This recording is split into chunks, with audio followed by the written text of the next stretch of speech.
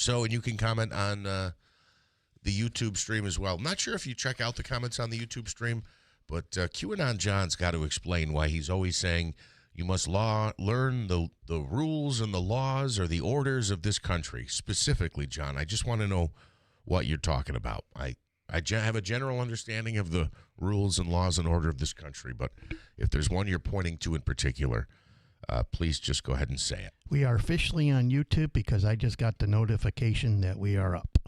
All right. So are you getting a lot of complaints from people, neighbors, maybe even yourself, about your National Grid bill? Yeah, our National Grid bill is kind of average, but our next door neighbor across the street, single guy, low income, his bill was telling me the other day was almost $500.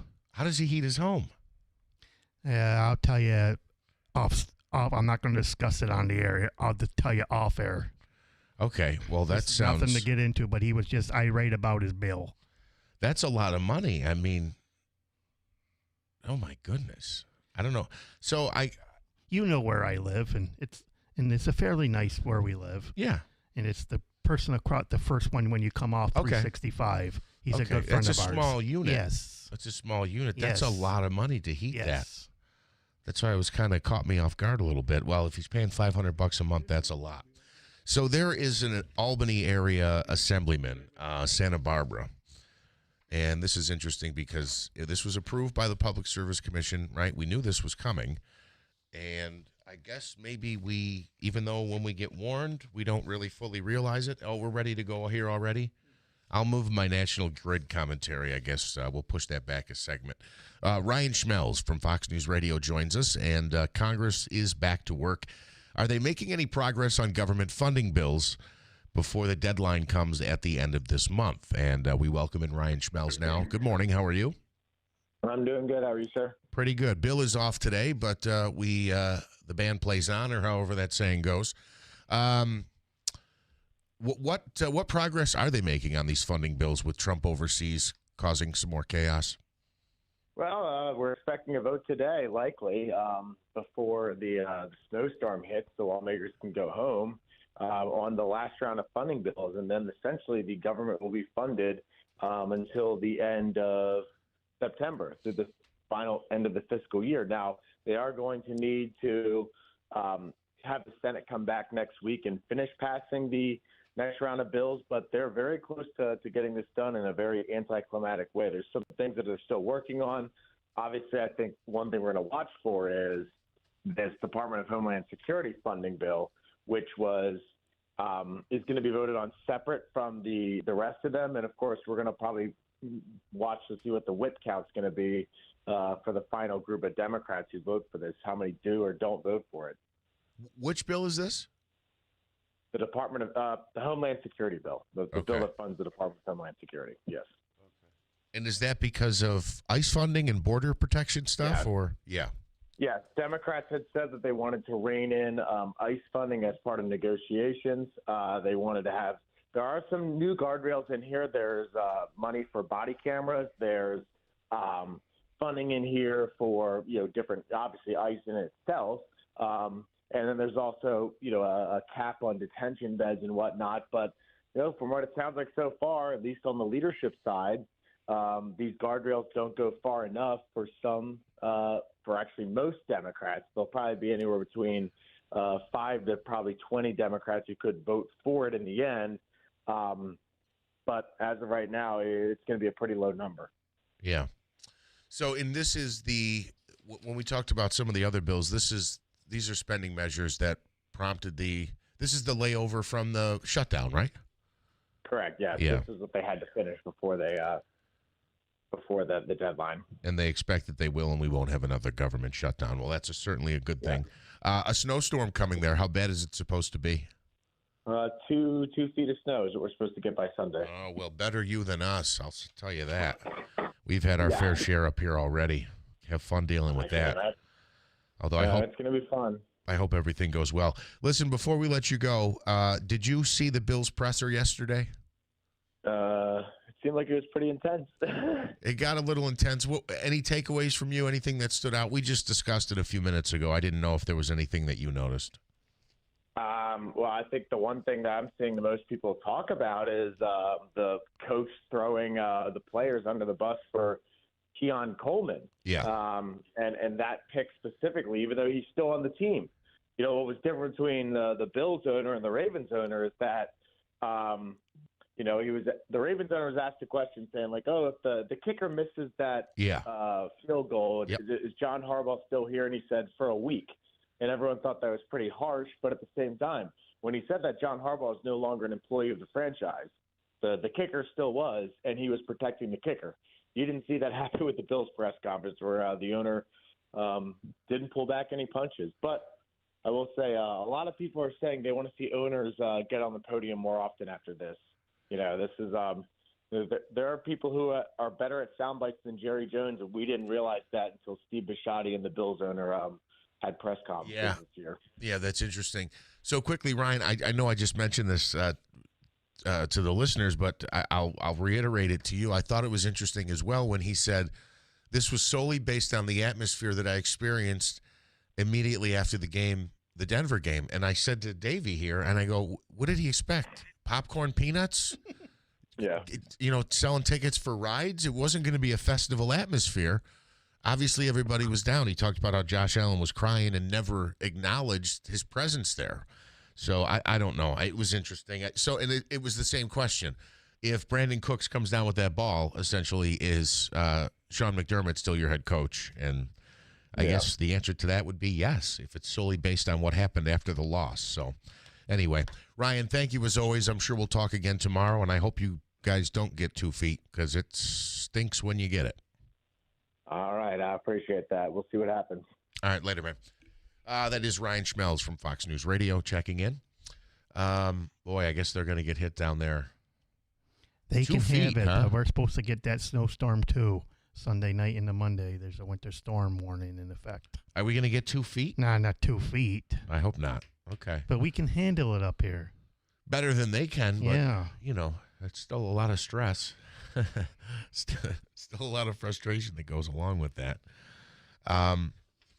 All right, so it is 6:37. Let's take a quick timeout. I guess I'll come back and make my point on National Grid again. There's a member of the Assembly who is pushing forward a bill to take a look at why the rates have gone up so high. But again, it is we are dealing with some frigid cold, so it's exponentially worse, I guess, than it would be normally, right, in the warmer weather months.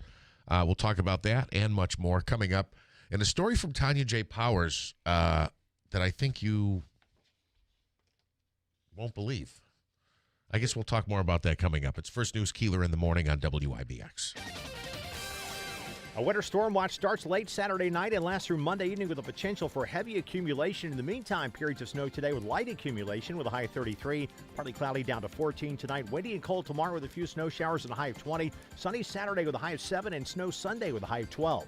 I'm Jeff Marr at the Weather Channel on WIBX 950 AM and 92.3 FM. Right now, 28 degrees. Right here in Marcy, coming up more Keeler with Jeff on 92.3 and 950 WIBX. Trust and Will is an online estate planning service. Visit trustandwill.com for details. Trust and Will. My dad and I were always close, but some things we just didn't talk about, like his will. After he was gone, we found out he didn't have one, and it created a lot of stress during a time of grief.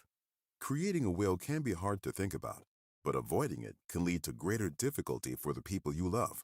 That's why Trust and Will makes estate planning simple. Create a will online in as little as 30 minutes. Now, I have a will in place to make sure my loved ones are protected. With Trust and Will, it was easy and affordable, and I got peace of mind knowing my wishes are clear. Trust and Will. Get 20% off when you visit trustandwill.com/news. That's trustandwill.com/news to get 20% off. Trustandwill.com/NEWS. Something old is new in the Village of New Hartford. Introducing Handshake Antiques, now open at 66 Genesee Street, next to Giorgio's Village Cafe. Not your grandma's antique shop. Think clean, curated, and cool. From high-end furniture, vintage fashion, vinyl records, to oddities and all things eclectic. And we're always buying, so look in your attic or basement. And if it's old, call Handshake Antiques. Plus, inventory changes weekly, so every visit is a new find. Handshake Antiques, where it never went out of style. Friday means another 50-50 Friday. This week, score a $50 gift card to Babes at Harbor Point for just $25, exclusively through this station's website. Nestled in the heart of Utica, Babes at Harbor Point isn't just a restaurant, it's a local favorite where great food brings people together. The menu is packed with American classics and crowd-pleasing favorites, from juicy burgers and crispy fries to chicken riggies and Utica greens. Looking lighter? Try a fresh hearty salad. Hanging with friends? Pizza and wings are always a win. And don't miss Boozy Brunch, Saturdays and Sundays from 10 to 2, featuring bottomless mimosas, mimosa flights, and a full brunch menu. To save on a great dining experience at Babes at Harbor Point, head to this station's website this Friday morning. Click the 50-50 Friday link and grab your $50 gift card for just $25 while they last. Babes at Harbor Point, a local favorite where great food brings people together.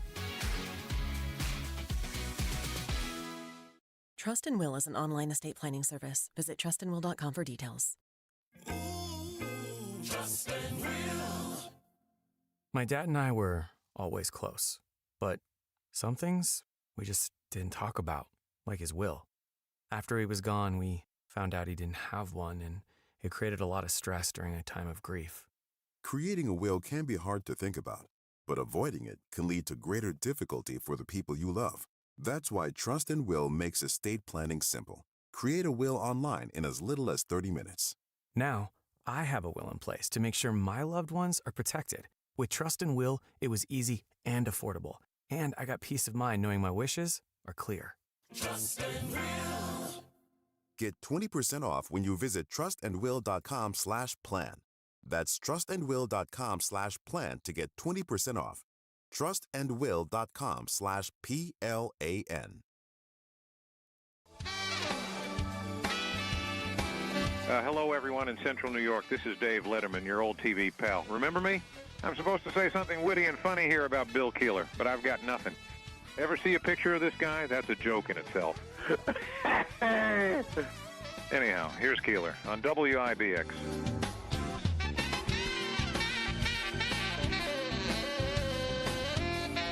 All right, 6:43, First News Keeler in the morning on WIBX. So how bad is your national grid bill? I know, obviously, the prices go up at this time of year. It's the coldest point in the year, certainly January and February. So I guess maybe the worst of it is still yet to come. But I have people messaging me asking, who do I reach out to complain about my national grid bill? They mentioned Griffo and Buttonshawn. I said, sure, I guess you could reach out to them, but I don't know that it's going to do any good. This is something that's been approved by the Public Service Commission.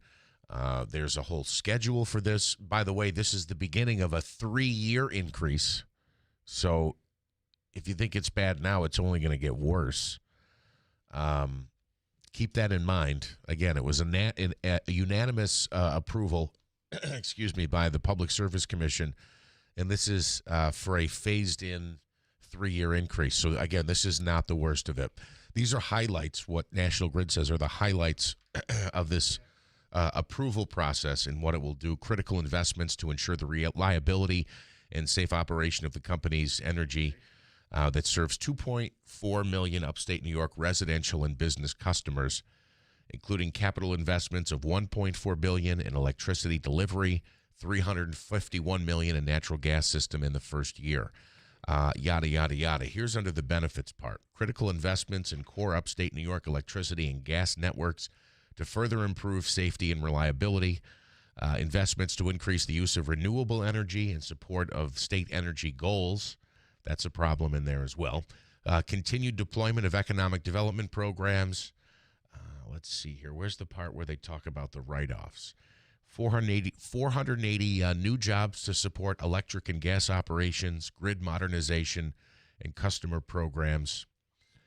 Okay, here we go. And then $290 million in bill discounts for vulnerable upstate New Yorkers, including approximately $72 million in the first year. So that $290 million is over the 3-year period. Look, they're going to keep going up. This assemblyman from the Albany area, Santa Barbara. I got to find that. I got to find this here. Here's what he's talking about. I thought we had audio on this, and I guess we don't. Santa Barbara says he's heard from constituents who have turned down their heat, replaced windows and doors, invested in smart thermostats, and still have seen their monthly costs rise. He's called on the state comptroller's office to look into the sharp rise in utility delivery charges. National Grid says bills typically increase during the winter months, yada, yada, yada. Only 35 to 40% of the bill goes toward the delivery charges. So these are two things that I hear often. My delivery fee is more expensive than the actual fee to use the energy or the gas or whatever the case might be. And that is true. And that's been the case for a long time. And guess what? That delivery fee is increased and will be increasing yet again. Okay, so that's not going to change. The problem is National Grid, again, as we said, this was the phrase we used the other day. They have a nut to crack. They've got to get to a certain amount where they can pay their employees, pay their benefits, update the system. You know, when power lines come down or replacement of system, getting out old stuff and putting new stuff in there as far as the delivery lines for transmission. I hate to say this, those costs are never going to go away and they're never going to go down. So when this guy says here, they've replaced their windows, they've turned down the heat, and they've invested in smart thermostats. I made this point a couple weeks ago when they kept telling you, oh, replace your 60-watt bulb with a 60-watt equivalent, and it only takes 8 watts. And people think, wow, I can't wait. I replaced 40 bulbs in my house. So my energy bill is going to go way down next month because I went from all these 60 watts to now these 8-watt bulbs. It's a drop in the bucket. It's a drop in the bucket. There is a cost. There is some savings that you can get from it. But to think your bill's going to be cut in half because you're replacing light bulbs or you put a new door on the house, it's not going to happen. It's just not going to happen. Anyway, who's on the line? Oh, Tanya J. Powers from Fox News. I wanted to talk to you about this morning. This is a great story. So for years, I think airlines have floated the idea of maybe charging some individuals with maybe 2 seats because they're too big for the airplane seat, and they make it uncomfortable for others, and it uses extra gas the more weight that you put on an aircraft or a vehicle or whatever the case might be. So there's a study that came out that looked at, I guess, some weight issues and airplanes, and I'll let you explain it.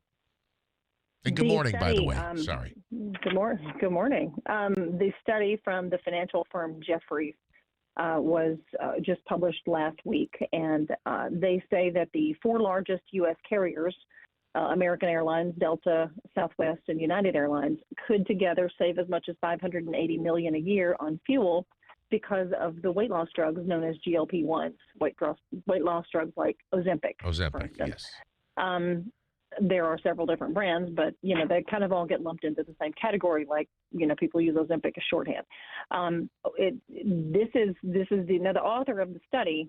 This is again. Now to be clear, none of the airlines have commented on this.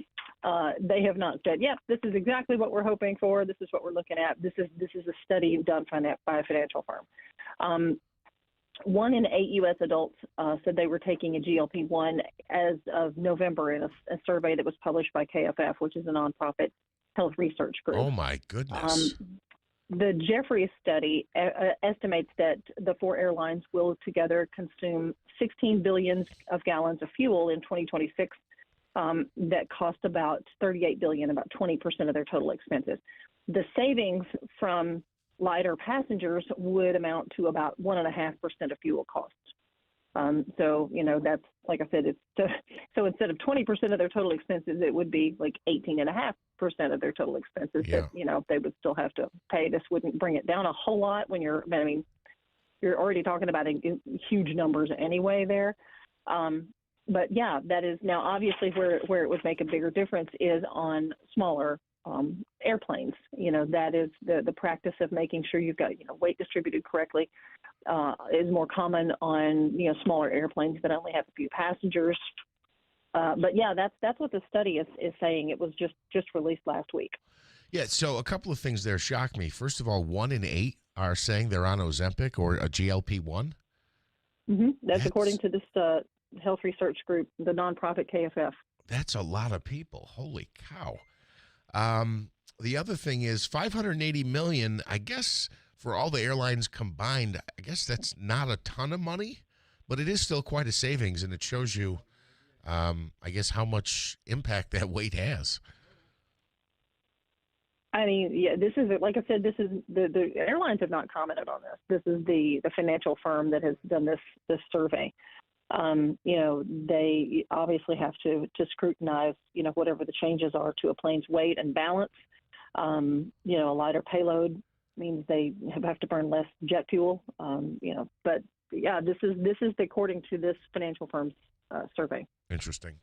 All right. Well, Tanya, do we think that the airlines are going to actually lower their prices if everybody takes a GLP-1 and they save money? Probably not, right? Oh, I'm sorry. What, was that a serious question? No. Tanya, thank you as always. Yeah, they're definitely not going to lower the rates. I appreciate that. Have a great day. Fox's Tanya J. Powers joining us. So they can save about $600 million a year collectively, all the agencies, all the airlines is what I mean, in gas, which I guess isn't that much money when you consider all the flights. $600 million, I thought it would be more than that. But that's what money they could save if everybody was on Ozempic, or not everybody, but a lot of people. And that surprises me, too. 1 in 8 people are on those drugs already? They're still fairly new. Are we going to get to a point where half of the country is on these weight loss drugs? Speaking of which, I should probably be on one of these. I got to get myself back in the gym for sure. I could certainly benefit from one of these GLP-1 drugs, although you got to keep taking them and there's side effects and stuff. So maybe doing it the hard way, the good old-fashioned way, is maybe the best way to do it. Anyway, it's First News Keeler in the morning, WIBX 950 AM, 92.3 FM. It is 6:52. We're back after this. Considering a new bed? Mattress Express is upstate New York's largest bedding specialty retailer. No one in New York State has all the brands under one roof that Mattress Express has. That means we have the largest selection. With our guaranteed lowest price program, if you buy anywhere else, you will overpay for your next mattress. Here's how it works. Simply bring in a locally advertised price on a brand we carry, and we will beat the price. Furthermore, if within 90 days of purchase you see that mattress advertised for less, bring it to our attention. We will refund the difference. Guaranteed lowest price. Now, waiting for your tax return? Don't wait. Right now we have no money down, no interest for 12 months, and no payments for 90 days for qualified buyers. Go to mattressexpressny.com for a location nearest you. Call 1-800-NEW-BEDS. Don't overpay for your next mattress. Listen closely. If your retirement funds include an IRA or 401k, this matters right now. The stock market is at an all-time high. The dollar is under pressure. Interest rates are heading down. And leading economists are warning that the global financial system is changing. Call Advantage Gold at 800-900-8000 right now to get your free gold investment guide, valued at $49, plus your free copy of economist Ken Rogoff's book, Our Dollar, Your Problem. Investors across America are turning to gold and silver with Advantage Gold. Right now, silver is flashing a signal you can't ignore. Silver prices have been rising sharply, and history shows when silver moves, it can move fast. Learn more before this window closes. Call 800-900-8000 right now to get your free precious metals rollover kit. Find out about a tax and penalty-free rollover in 2026. Gold and silver can surge when the economy shifts, and they don't wait for permission. Consult your financial advisor before investing. Call Advantage Gold at 800-900-8000. That's 800-900-8000. Celebrating 100 years. This is Keeler. WIBX 950 and 92.3 FM. Now back to the Keeler Show. All right, it is 6:55. We'll put a bow, I guess, on this National Grid story here. I want to read you another story, and this is just a reminder. It's going to get worse. The prices are going to keep going up. This is, what is this, WNYT TV. They break this down by cost by month. National grid bills, this is a story from this summer. This is from August. National grid bills will be going up next month, beginning in September. The Public Service Commission approved the utility's request to raise gas and electric rates over the next 3 years. The rate hike will increase for a typical household of electric and gas by $22 a month starting in September. So we've been experiencing this increase, but again, it's compounded by the fact that it's so much colder and our heat is on constantly at this time of year.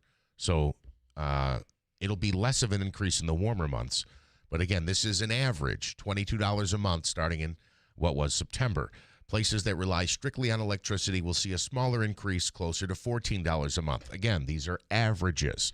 By the third year, the typical customer will see their bill climb by an additional, ready for this? If this is what it feels like when it says, they say it goes up an average of $22 a month, by the third year, so 2.5 years from now, they say the typical customer's bill will climb by $50 a month. That's for no extra electricity usage on top of what you're using right now. And again, it's going to be worse in the winter when you're running the heat all day, all night. When it's this weekend, it's 11 below and 7 below. The wind chill, it feels like 20 below. So, that's where the advantage is in upgrading the doors and the windows and the light bulbs and all that stuff, because you don't want to be wasting it. But again, the idea that you're going to cut your bill in half by doing some of these remedies is just outrageous. It just slows the increase is what it does. So it's going to get worse. National Grid officials have said the increase is to cover inflation-driven cost increases and provide discounts to low-income customers. It will also pay for upgrades to aging infrastructure. We've got into some of this before. Again, I don't completely blame National Grid. It is aging infrastructure. It is extremely expensive to replace this stuff that's been in place for so long. And then they have the benefits. They have employees and their benefits and things like that. And then, of course, like any other business, they're trying to make money. They're trying to raise profits. They want to make a profit. They want it to be more than they made last year. There is an approval process for this. But again, it was unanimously approved by the Public Service Commission. And again, you can reach out to your local lawmaker and complain about this. They really don't have oversight over this, and I don't know that there's anything they can actually do about it. But I guess if you want to sound off to somebody, some staffer in their office will be more than happy to listen, I guess. So the increase by average in year one was going to be $22 a month. By year three, it's $50 a month. So my point is it's just going to keep getting worse. Smitty, I lost my time here. What time? You got this? Go to the top. Okay. It is 6:58. Coming up later this morning, we will be joined by Carrie Puleo from the Mohawk Valley Greater Utica Chamber of Commerce. She will sit in with us for a while. We'll talk to Mighty John, the record guy, coming up to start next hour. One of the Democrats running for the 21st. This is Stefanik's seat, right?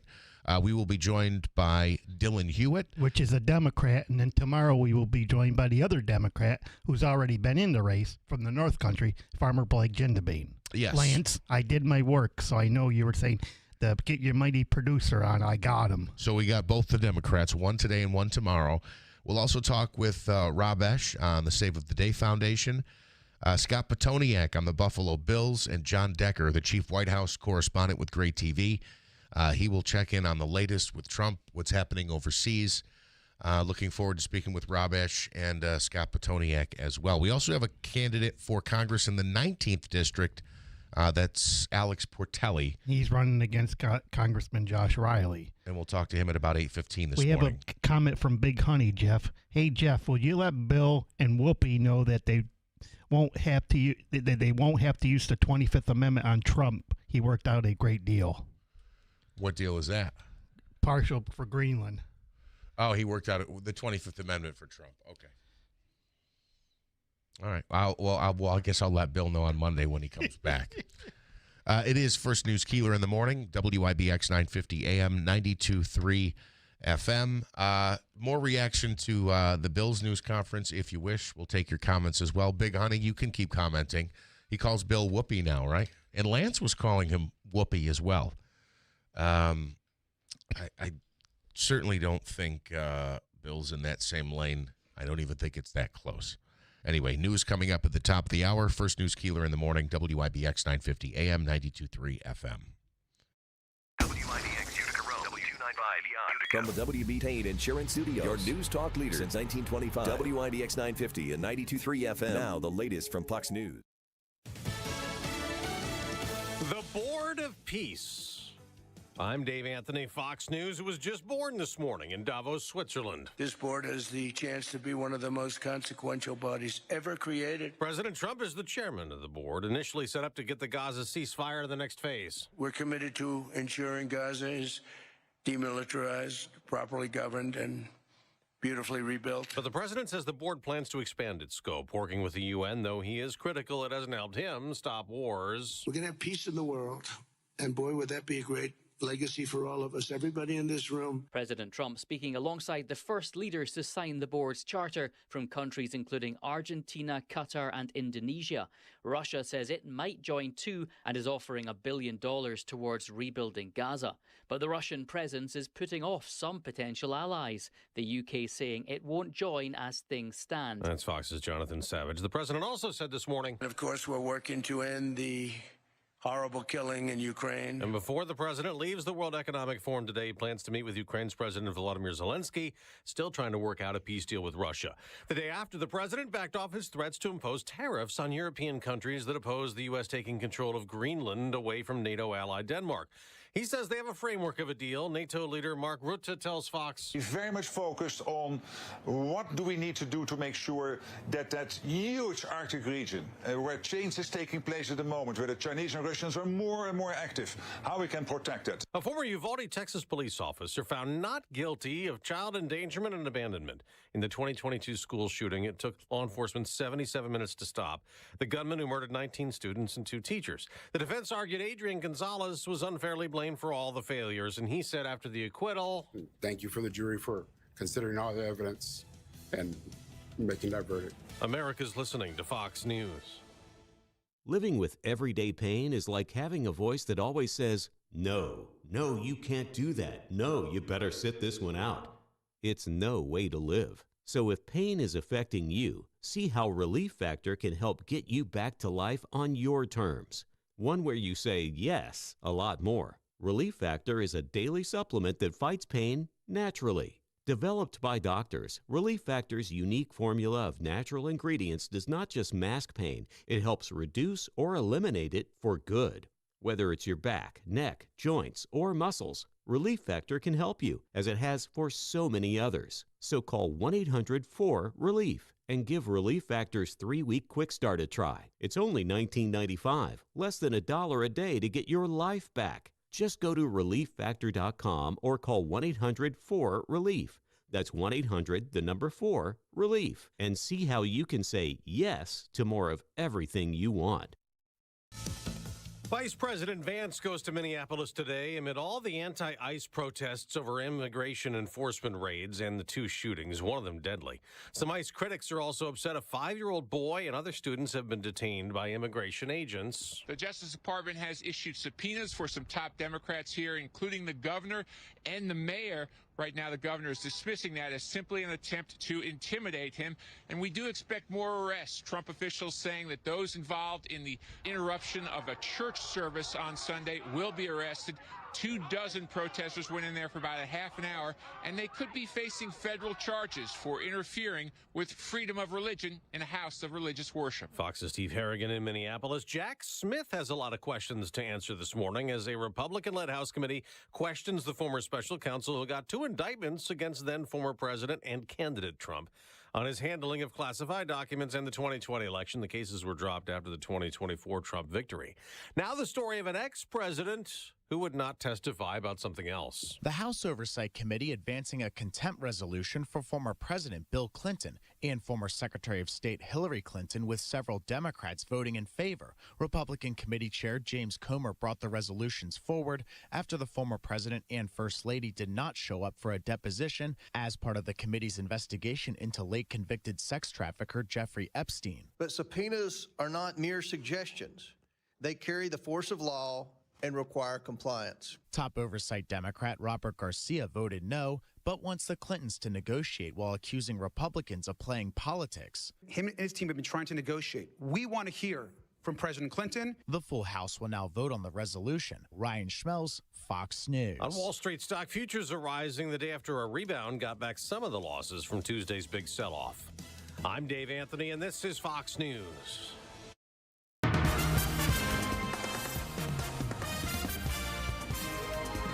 We have clear skies, 28 degrees. Good morning. I'm Jeff Manaski. WIBX 950 AM, 92.3 FM news time is 7:05. This news update is brought to you by the new destination Kia of Utica on Commercial Drive in Yorkville. A fire crew still investigating a house fire on Bleecker Street that broke out just before midnight last night. Multiple families lived inside and had to be evacuated. One person was being treated at the scene. Reports say the roof of the building partially collapsed. Again, the cause of the fire is still under investigation. Cold coming this weekend with sub-zero temperatures forecast. Oneida County residents who need a warm place to stay are being offered one this weekend. The county office building on Park Avenue in Utica is being used as a warming shelter during the hours of 8 p.m. to 8 a.m. from Friday through Monday. There will be access to restrooms. However, no beds or bedding will be provided. County Executive Anthony Pacenti says his office is hard at work making sure those who don't have access to shelter are still being cared for. Looking ahead to the warmer months, the first concert of the 2026 New York State Fair lineup has been announced. Grammy-winning rapper and singer Sean Paul will take the Suburban Park stage on Thursday, August 27th at 8 p.m. He's known for, well, you know his hits. If you know him, you know him. He currently averages 53 million monthly listeners on Spotify.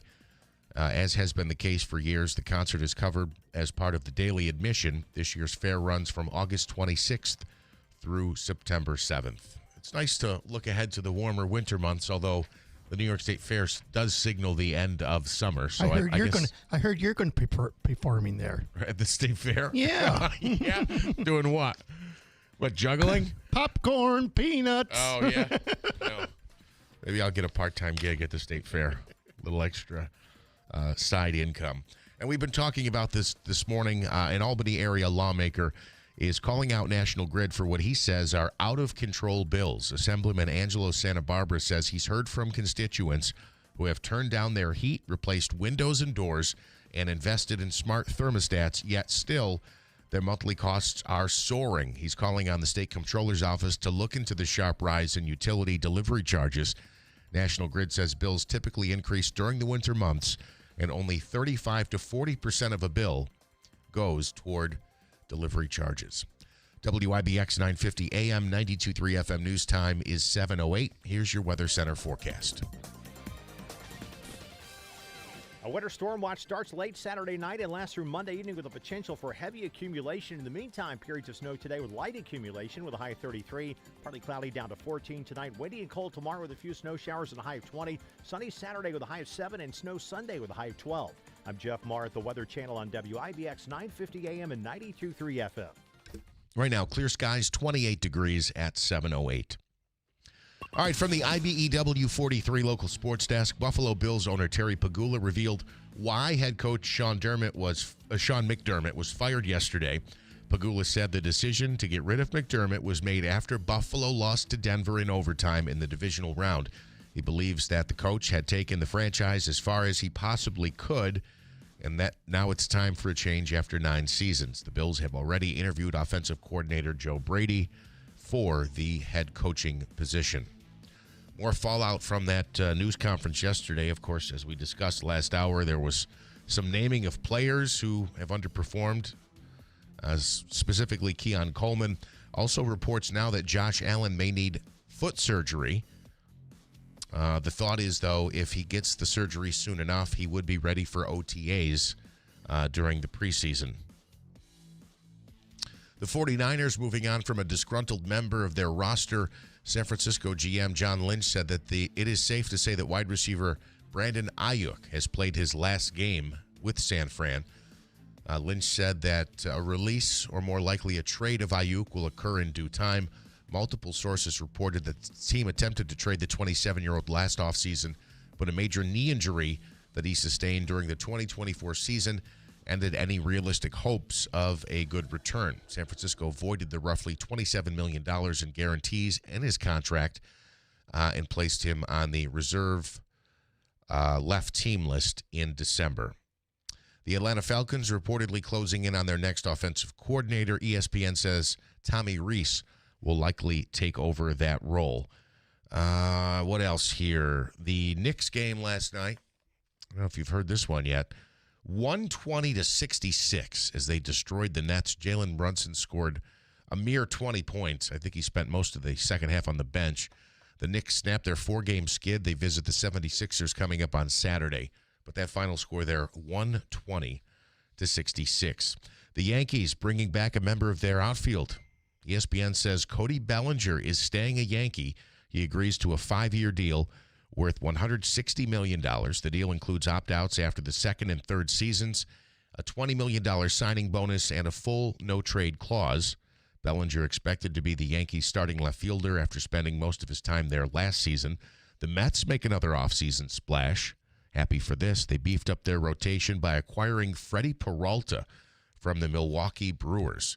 The Brewers get Tobias Myers in exchange for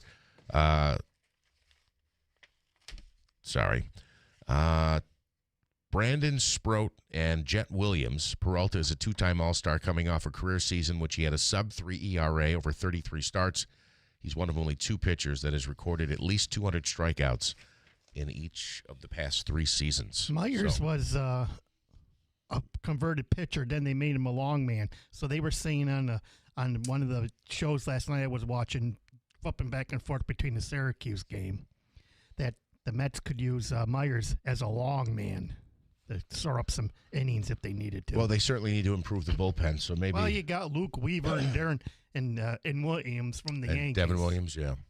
So we'll see. But Williams might be in the closer role, right? Or at least the 8th inning. Yeah.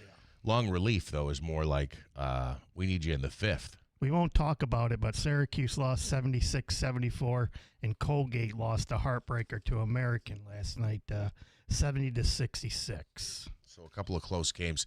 10 threes for the Orange last night. Still couldn't get it done, though. The turnovers you talked about, over 30 in the last 2 games. So both teams are at home on Saturday. Syracuse plays Miami, and Colgate is at 2 o'clock down in Hamilton. All right. Well, thank you, Uncle Smitty. Yep. What time for Syracuse Saturday? 2 o'clock on the ACC network, and Colgate is on at home against Boston University. It is 7:13. First News Keeler in the morning on WIBX. So the Oneida County DMV offices in Utica and Rome will be closed for several days next month. We'll explain why. And you should plan accordingly because you're not going to be able to get in there. You won't even be able to log online to renew registration or whatever it is that you're trying to do. We'll explain that coming up. It's First News Keeler in the morning on WIBX. Friday means another 50-50 Friday. This week, score a $50 gift card to Babes at Harbor Point for just $25, exclusively through this station's website. Nestled in the heart of Utica, Babes at Harbor Point isn't just a restaurant, it's a local favorite where great food brings people together. The menu is packed with American classics and crowd-pleasing favorites, from juicy burgers and crispy fries to chicken riggies and Utica greens. Looking lighter? Try a fresh hearty salad. Hanging with friends? Pizza and wings are always a win. And don't miss Boozy Brunch, Saturdays and Sundays from 10 to 2, featuring bottomless mimosas, mimosa flights, and a full brunch menu. To save on a great dining experience at Babes at Harbor Point, head to this station's website this Friday morning. Click the 50-50 Friday link and grab your $50 gift card for just $25 while they last. Babes at Harbor Point, a local favorite where great food brings people together. Considering a new bed? Mattress Express is upstate New York's largest bedding specialty retailer. No one in New York State has all the brands under one roof that Mattress Express has. That means we have the largest selection. With our guaranteed lowest price program, if you buy anywhere else, you will overpay for your next mattress. Here's how it works. Simply bring in a locally advertised price on a brand we carry, and we will beat the price. Furthermore, if within 90 days of purchase you see that mattress advertised for less, bring it to our attention. We will refund the difference. Guaranteed lowest price. Now, waiting for your tax return? Don't wait. Right now, we have no money down, no interest for 12 months, and no payments for 90 days for qualified buyers. Go to mattressexpressny.com for a location nearest you. Call 1-800-NEW-BEDS. Don't overpay for your next mattress. Something old is new in the village of New Hartford. Introducing Handshake Antiques, now open at 66 Genesee Street, next to Giorgio's Village Cafe. Not your grandma's antique shop. Think clean, curated, and cool. From high-end furniture, vintage fashion, vinyl records, to oddities and all things eclectic. And we're always buying, so look in your attic or basement. And if it's old, call Handshake Antiques. Plus, inventory changes weekly, so every visit is a new find. Handshake Antiques, where it never went out of style. Nobody sells homes like River Hills Properties, where it's all about service. It's like having a team on your side when you're selling your home, reducing the stress level and working to help you sell. No lockbox, your listing agent is there every time the house is shown, with offices in Barneveld, Utica, Little Falls, Copenhagen, Newport, and coming soon to Rome. And a full team of agents ready to assist you on the beautiful Gulf Coast of Florida. Call RH Properties and see how much your home is worth. 315-896-1009. Nobody sells homes like River Hills Properties. Sniffles and sneezes got you down? GoodRx is here to help with big savings on commonly prescribed cold and flu meds. GoodRx is free and easy to use. GoodRx is accepted at all major pharmacies like CVS, Walmart, and Walgreens. Just search your prescription, find a coupon, then show your pharmacist at the drop-off counter. GoodRx is not insurance, but it works whether you have insurance or not. If you do, GoodRx may beat your copay price. Download the free app or visit GoodRx.com to save today.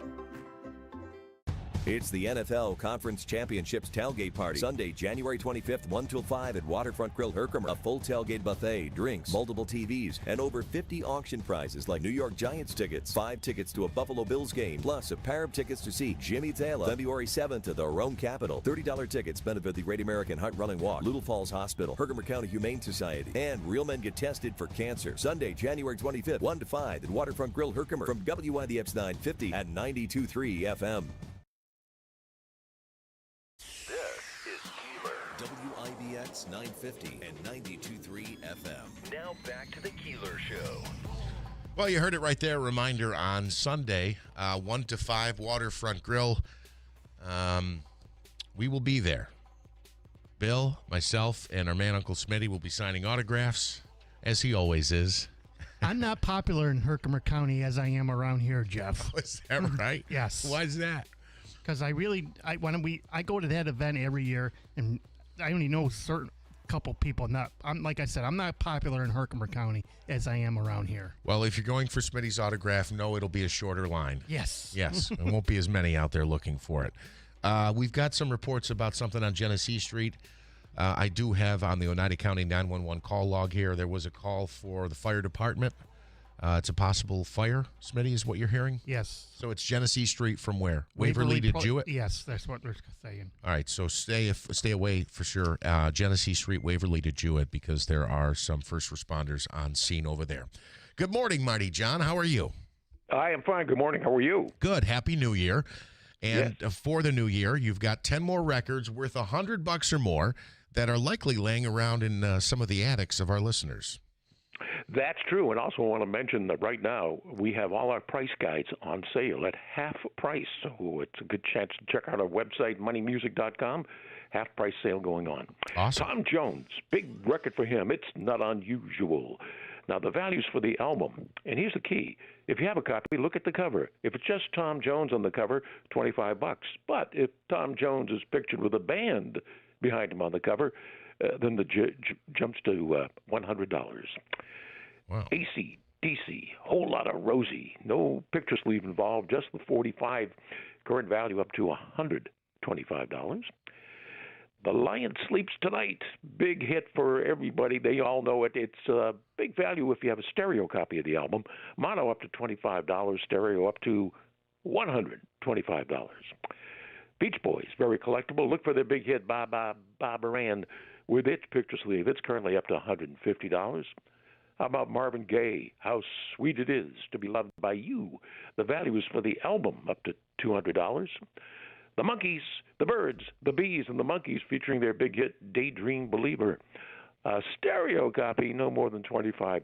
But find a mono copy of the Birds, the Bees, and the Monkees, and you found up to $600. Wow. Again, this gets to the rarity of an album. Like we just talked about here, The Lion Sleeps Tonight, the mono's $25, the stereo's $125. Here it's Right. the opposite. The stereo's $25, and the mono jumps to $600. Yes, little things can make a big difference. And is that because there just weren't as many produced, or not that many survived? Well, in the beginning of the 60s, when they came out with Lion Sleeps Tonight, mostly everything was in mono, so to find a stereo copy would be rare. And by the end of the 60s, mostly everything was in stereo, so to find a mono copy would be rare. Yep. So rarity is the big factor, yeah. Sure. One of the biggest albums of all time for The Who was called Live at Leeds, and from the album came the single Young Man Blues, with its picture sleeve by The Who, up to $700. Willie Nelson, his first 45, No Place for Me, current value up to $750. That's just the album, not the picture sleeve either? And you just have the album that's on just there? The 45. Yep, Oh, the just 45, yeah. Yep, no Sorry. picture sleeve. The Beatles, everything by the Beatles is worth money. This album came out in 1968 called The Savage Young Beatles, and it was music from their early days at the Cavern Club in Liverpool. Savage Young Beatles. Here's a case where the color of the cover on the album makes all the difference. A yellow cover up to $125, an orange cover currently up to $1,500. Holy cow. So little things make a big difference. And number 10, or number 1 on our list for January, we give to David Bowie, his very first 45. Can't Help Thinking About You. No picture sleeve involved. Find a copy. It's worth up to $2,500. Holy cow. Interesting note here, because this was part of our free money question that we did last week. And this is about David Bowie's name. Do you know this, the name change, and why? David Jones was his real name, changed it to Bowie because he didn't want to be confused with Davy Jones of the Monkees. Yes, and had you been listening last week, John, you would have won, I think, $300 on our free money question That's of the okay. day. You can still send it. I don't mind. You got it. John, your check is in the mail. Thank you as always. Remind me of the website, moneymusic.com? MoneyMusic.com. Our regular guide, normally $24.95. You can get it for $12.45 today. Check it out, MoneyMusic.com. Awesome. That's a great deal. Thank you, John. We'll chat again soon. All right, take care. All right, that is Mighty John, the record guy. Always a good time. And, hey, listen, a lot of people don't realize it. This stuff could be sitting right in your attic. And if you haven't looked, go take a peek. It's all about the rarity, as he said. You know, you can have the same record, but the record cover, one's yellow, one's red. It's a difference between $125 and $1,500. That is incredible. So next time you're out at a yard sale or something like that, be sure to take a look. If you know what you're looking for, I guess it's pretty easy to find. I struggle with the musical stuff. Elvis is what I look for. Oh, yeah? And you know I like Elvis. Yeah. You know, a good place to find a good record, by the way. Go ahead. Handshake Antiques. We just heard the new commercial, which I did for Angelo. And he's doing well over there. Pop in and see it. It is true. A lot of times you'll stop in there. Stop over there. You'll have something completely different in there. I mean, the furniture that comes in and out of there and all the unique collectibles that he has. Check it out. 66 Genesee Street, Handshake Antiques. He's got a nice little record section in there as well. All right, we'll take a quick time out. I want to talk about the Oneida County DMV. They've got some upgrades coming. We'll let you know the dates they're going to be closed, because if you're due for a license renewal or new registration, something like that, you're going to want to avoid these dates because you can't even get what you need done online. This is a statewide upgrade, so there's going to be some closures. We'll give you the dates on that. Stay tuned. It's First News, Keeler in the Morning on WIBX. Hurt in a car? Call William Mattar. 315-444-4444. Berner was recently ranked number 10 on Forbes' list of the 100 most successful small-cap American companies for the year 2025. Now, that is a recognition earned by solving real problems for real people. And their mission is simple, designed to stop, not kill, non-lethal force, BYRNA.com. Byrna creates launchers for everyone in the family. The newest Byrna, compact, it's small enough to fit in a pocket or a purse, yet powerful enough to deliver real stopping power even 60 feet out. It gives you confidence to defuse a dangerous situation without having to resort to lethal force. I carry one every day, and I believe that every family and family member should have Byrna within their reach. Now, it fires potent kinetic, tear gas, and pepper ammo rounds that can disable any attacker for up to 30 or 40 minutes. Law enforcement agencies all across the country now use Byrna technology. Just visit byrna.com today and find the right launcher for you and your family. That's Byrna.com. Hey, I got you something. What's this? Just a little Galentine's gift from Jewelry Television. JTV, I love their jewelry. I had my eye on this pearl bracelet on JTV.com. Plus, I love their colored gemstone jewelry. And oh, have you seen their gold? Right now, take up to 70% off select jewelry and gifts at JTV.com. You are not going to believe their gemstones and their artisan collections. Gorgeous. Are you going to open your gift? It's a pearl bracelet. Visit JTV.com.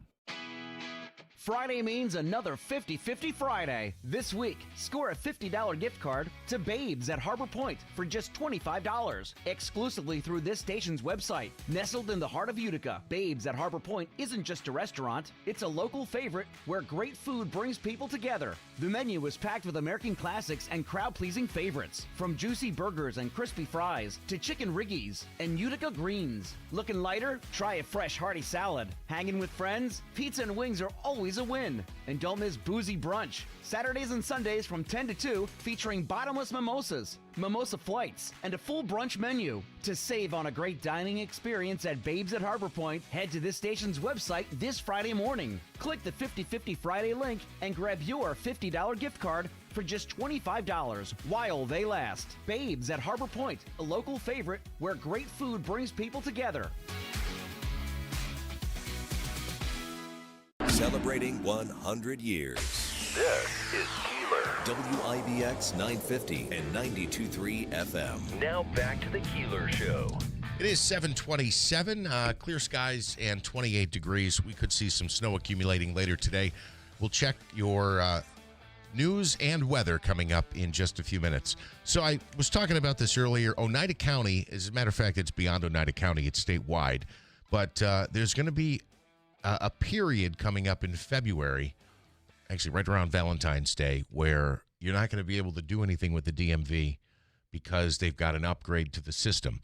Now, the Oneida County, Rome and Utica DMV offices, the physical offices will be closed, but you also won't be able to do anything online or on the phone because, again, this is a massive upgrade. I've got a release here. All DMV offices in New York State will undergo a large-scale system upgrade next month, requiring the Utica and Rome offices to be closed and potentially to alter our business hours. In February, the New York State DMV implementing the initial phase of a multi-year project to replace and modernize their aging technology systems. Both the Utica and Rome DMV offices will be closed on February 13th. That's a Friday, February 13th through Wednesday, February 18th. So you've got 4 days there, including the weekends. So you got a Friday, Monday, Tuesday, Wednesday. Are DMVs open on Saturday? No, they're not. So Friday, Monday, Tuesday, Wednesday, they'll be closed. The plan is to reopen on Thursday, February 19th, provided they receive the go-ahead from state DMV leadership. Now, I was mentioning this, and someone who joined us on the program, Mary Finnegan, was listening and said, hey, I can call up and clarify any questions you might have. Good morning, Mary. How are you? Good morning. How are you? I'm doing well. Good. Thank you for calling in. This is Mary Finnegan. I'm sorry. So, yes, you were just on last week. For some reason, it's a Monday, isn't it? No, it's Thursday. So that's okay, Jeff. So it's 30 million records that need to be put into this new system, and it's going to take several days to do so. Correct. We're integrating the system, and as I stated in the press release, it's a multi-phase project initiated by the state of New York for, an extremely old system. But part of the problem, like I said, is, we have a voluminous amount of records that needs to be integrated into this new system. And, a multitude of things, could potentially happen. So in order to ensure that we're all doing things correctly, we want to make sure that we're not inconveniencing the public while we're trying to improve services. And, so that's why, and let me also state that's a holiday weekend. So as everyone knows, the DMV is where, dealers come to register new and used vehicles. And that is a huge weekend for those sales. So we want to make sure that we're able to process all the dealer work when we reopen, which will also cause, we're a little concerned about, how much backup work we will have. So we are saying that we're reopening on Thursday the 19th right now, because we want to make sure that everything goes smoothly with the state and with all our systems, because again, Utica and Rome combined is, it's a very big project. We just want to make sure that, the public is aware. Also, like you had mentioned, it will also freeze online services. You won't be able to do any renewals online. So just so everyone's aware. Yeah, that's statewide, correct? It is. Yeah. Yes, it's statewide. So what you mentioned about everyone, I'm go sorry. ahead. No, I'm sorry. Go ahead. That's okay. Because, as everyone knows, the county is just an agent to the state. We're required to do, what the state instructs us to do. And, this is a good thing, don't get me wrong, because the system really needed updating. So, we're excited about it. Yeah. What you mentioned about the dealerships. So if someone purchases a vehicle in that window, the dealership will be able to register, or they won't? They will not. Oh, they will They're not. going to have to hold. No, they're going to have to hold those registrations. And we have a lot of dealers that we're in contact with. We've already stopped at every single one of them. They already know exactly. We have a plan in place, so the dealers don't have to worry. All the dealers that we have under contract will not have to worry. We've worked that out. But I just want everyone to be aware, because there's a lot of private, dealers out there that, may not understand that this is happening. And, I just really want them to understand that they will have to wait till Thursday. Yeah, okay. And is that the case for all dealers? You said they have to wait till Thursday? Yes. Yeah, wow. Yeah. Okay, so, all right, this is a statewide thing that's happening Friday, February 13th through Wednesday the 18th. The plan is to reopen on Thursday morning, February 19th at 9 a.m. And again, this is statewide. Yes, and that is, we have to have the assurance from the state that the system is up and ready to roll. So we're relying on the state to be able to open on Thursday the 19th. But obviously, I will be on top of it. I will, let everybody know if that changes. But right now, we will be open for regular business on Thursday the 19th. Okay. All right. I don't want to get you in trouble with the state officials, so I'm going to say this. And Mary, thanks for calling in. So the DMV might not be open until Friday. It sounds like maybe that's possible. But Mary, well, we will definitely let you know. But we are really hoping for Thursday. We're really hoping that it goes well. We've been training. My staff is on top of it. They've been amazing, and we really feel like it's going to be a go. And again, it's going to be a great thing. But it's multi-phase. So this is just the first phase of several upgrades that'll be coming. All right. Oneida County Clerk Mary Finnegan, thanks for calling in this morning. Thank you guys so much. Have a great day. You too. It is 7:33, First News Keeler in the morning. We have a guest in studio. You're going to have to be real close to that. And don't worry, you won't break it. You can swing it around. Carrie Puleo from the Greater Utica Chamber. How are you? Good morning. Thank you so much for having me today. Yes, thanks for coming in.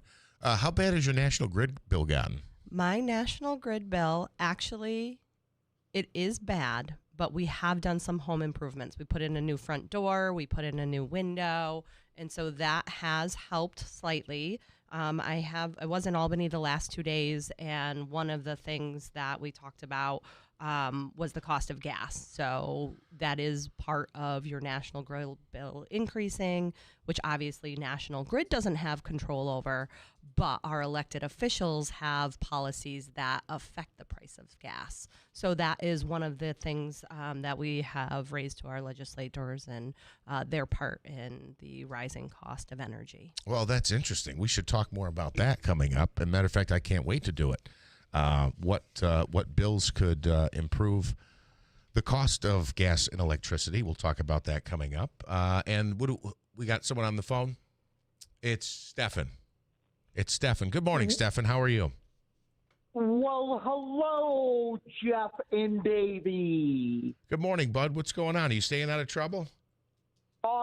Yes, I am. I'm home, and I'd like to give a big shout out to Alexandria Moon, a nurse at the Wynn Hospital. She's very helpful, and she does a very good job, and she deserves a lot of credit. And like one of your stations in the other stations in the building does, a nurse of the week. Yes. So you'd like to nominate her for that? Yes, I would. I'd like to look into nominating her for that. Awesome. Well, that's good. So Alexandria Moon, she did a good job taking care of you there, huh? Yes, she did. All right. Well, good job, Stefan. Did you see the Mets got Freddie Peralta? Oh, yes, I did. I thought that's what you were calling up to talk about. Yes, and Luis Robert Jr. the day before. Yes. The Mets getting some bats. He's got some pop, although he didn't hit. He hit for like 220 last year. But, yeah, I'm excited. They're making some moves. And Bo Bichette before that. Absolutely. Well, we have to have something to look forward to now that our Bills are out and basically football's over, right? I So know. baseball it is. Not even a Bills fan, but that loss took the wind out of my sails, too. I'm not even looking forward to this weekend's games. So, Stefan, thank you for the call, buddy. Also, John go ahead. Harbaugh is the Giants head coach now. Yes, I have predicted the Giants will make the playoffs next season with John Harbaugh as the head coach. Who's got it better than the Giants? And nobody. I hope that's true. So I'm excited for that, Stefan, for sure. Yes, and thank you very much. Stay warm today, and let's warm things up with baseball season on the horizon. You got it, bud. Thank you for the call. Bye, guys. Bye. That is Stefan checking in. We'll take a break. We'll give a news update and a weather forecast as well. It's First News Keeler in the morning on WIBX.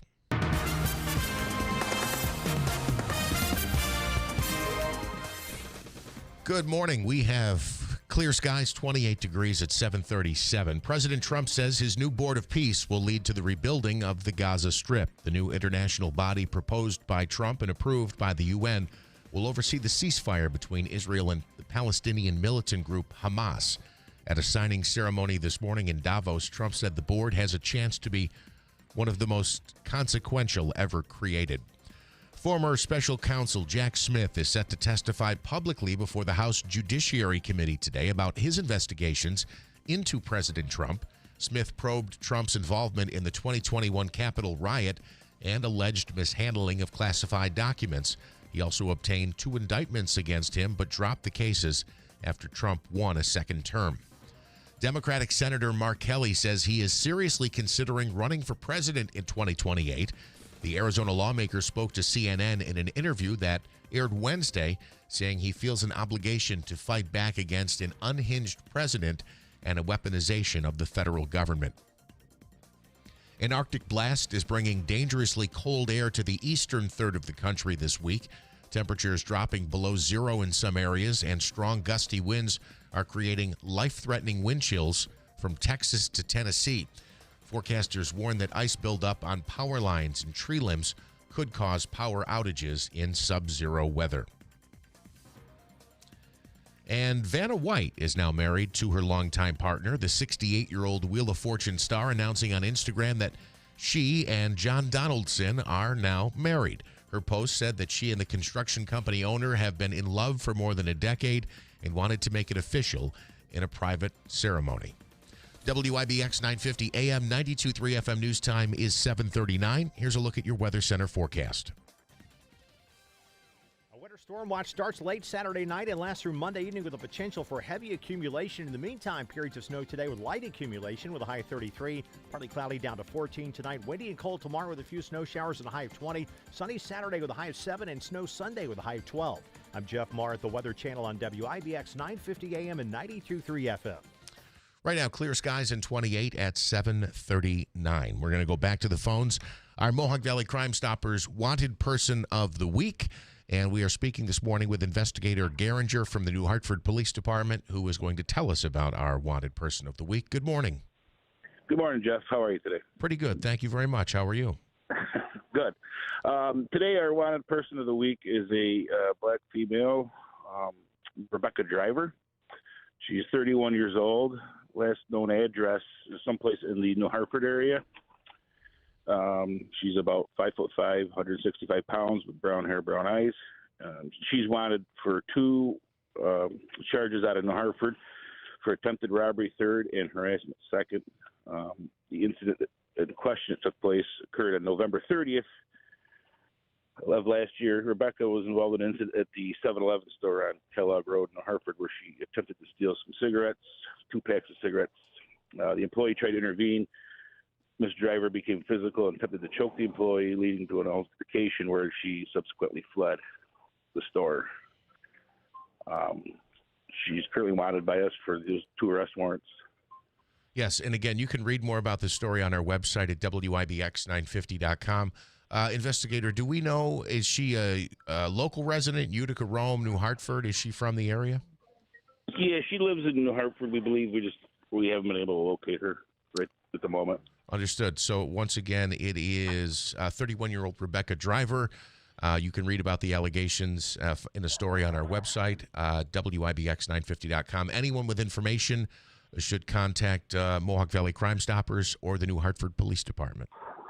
That's correct. Thank you, sir. Have a great day. All right, you too. Thank you. It is 7:41. A quick timeout. First News Keeler in the morning on WIBX.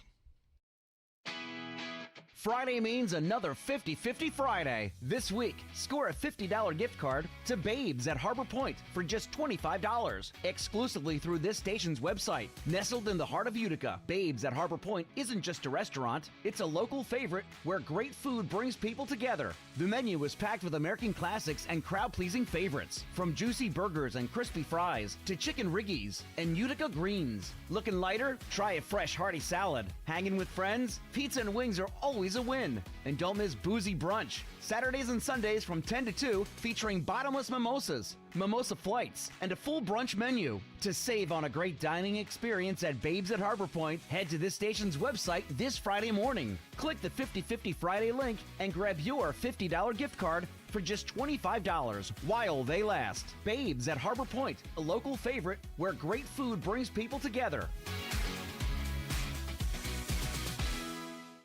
Considering a new bed? Mattress Express is upstate New York's largest bedding specialty retailer. No one in New York State has all the brands under one roof that Mattress Express has. That means we have the largest selection.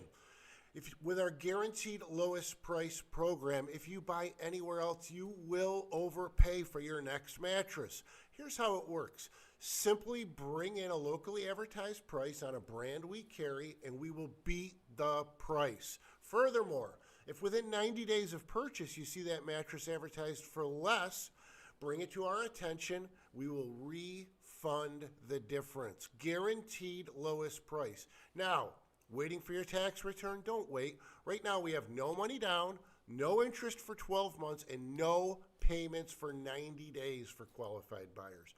Go to mattressexpressny.com for a location nearest you. Call 1-800-NEW-BEDS. Don't overpay for your next mattress. Listen carefully. This isn't noise. It's not hype. Silver is moving. And when silver moves, it moves quickly and without warning. Smart investors already know this. Most people don't until it's too late. Call Advantage Gold at 800-900-8000 to get your free gold and silver rollover kit, a $49 value just for calling. History is clear. When the gold to silver ratio tightens, silver doesn't creep higher, it explodes, often outperforming gold by multiples. Right now, most Americans remain dramatically underallocated to precious metals, even as central banks around the world are aggressively increasing their gold reserves. History shows precious metals have performed best when interest rates move lower while inflation stays above target. You don't need perfect timing. You need to be in position before the move finishes. Call 800-900-8000 now. Find out about a tax and penalty-free rollover in 2026. Consult your financial advisor before investing. Call 800-900-8000 now. That's 800-900-8000.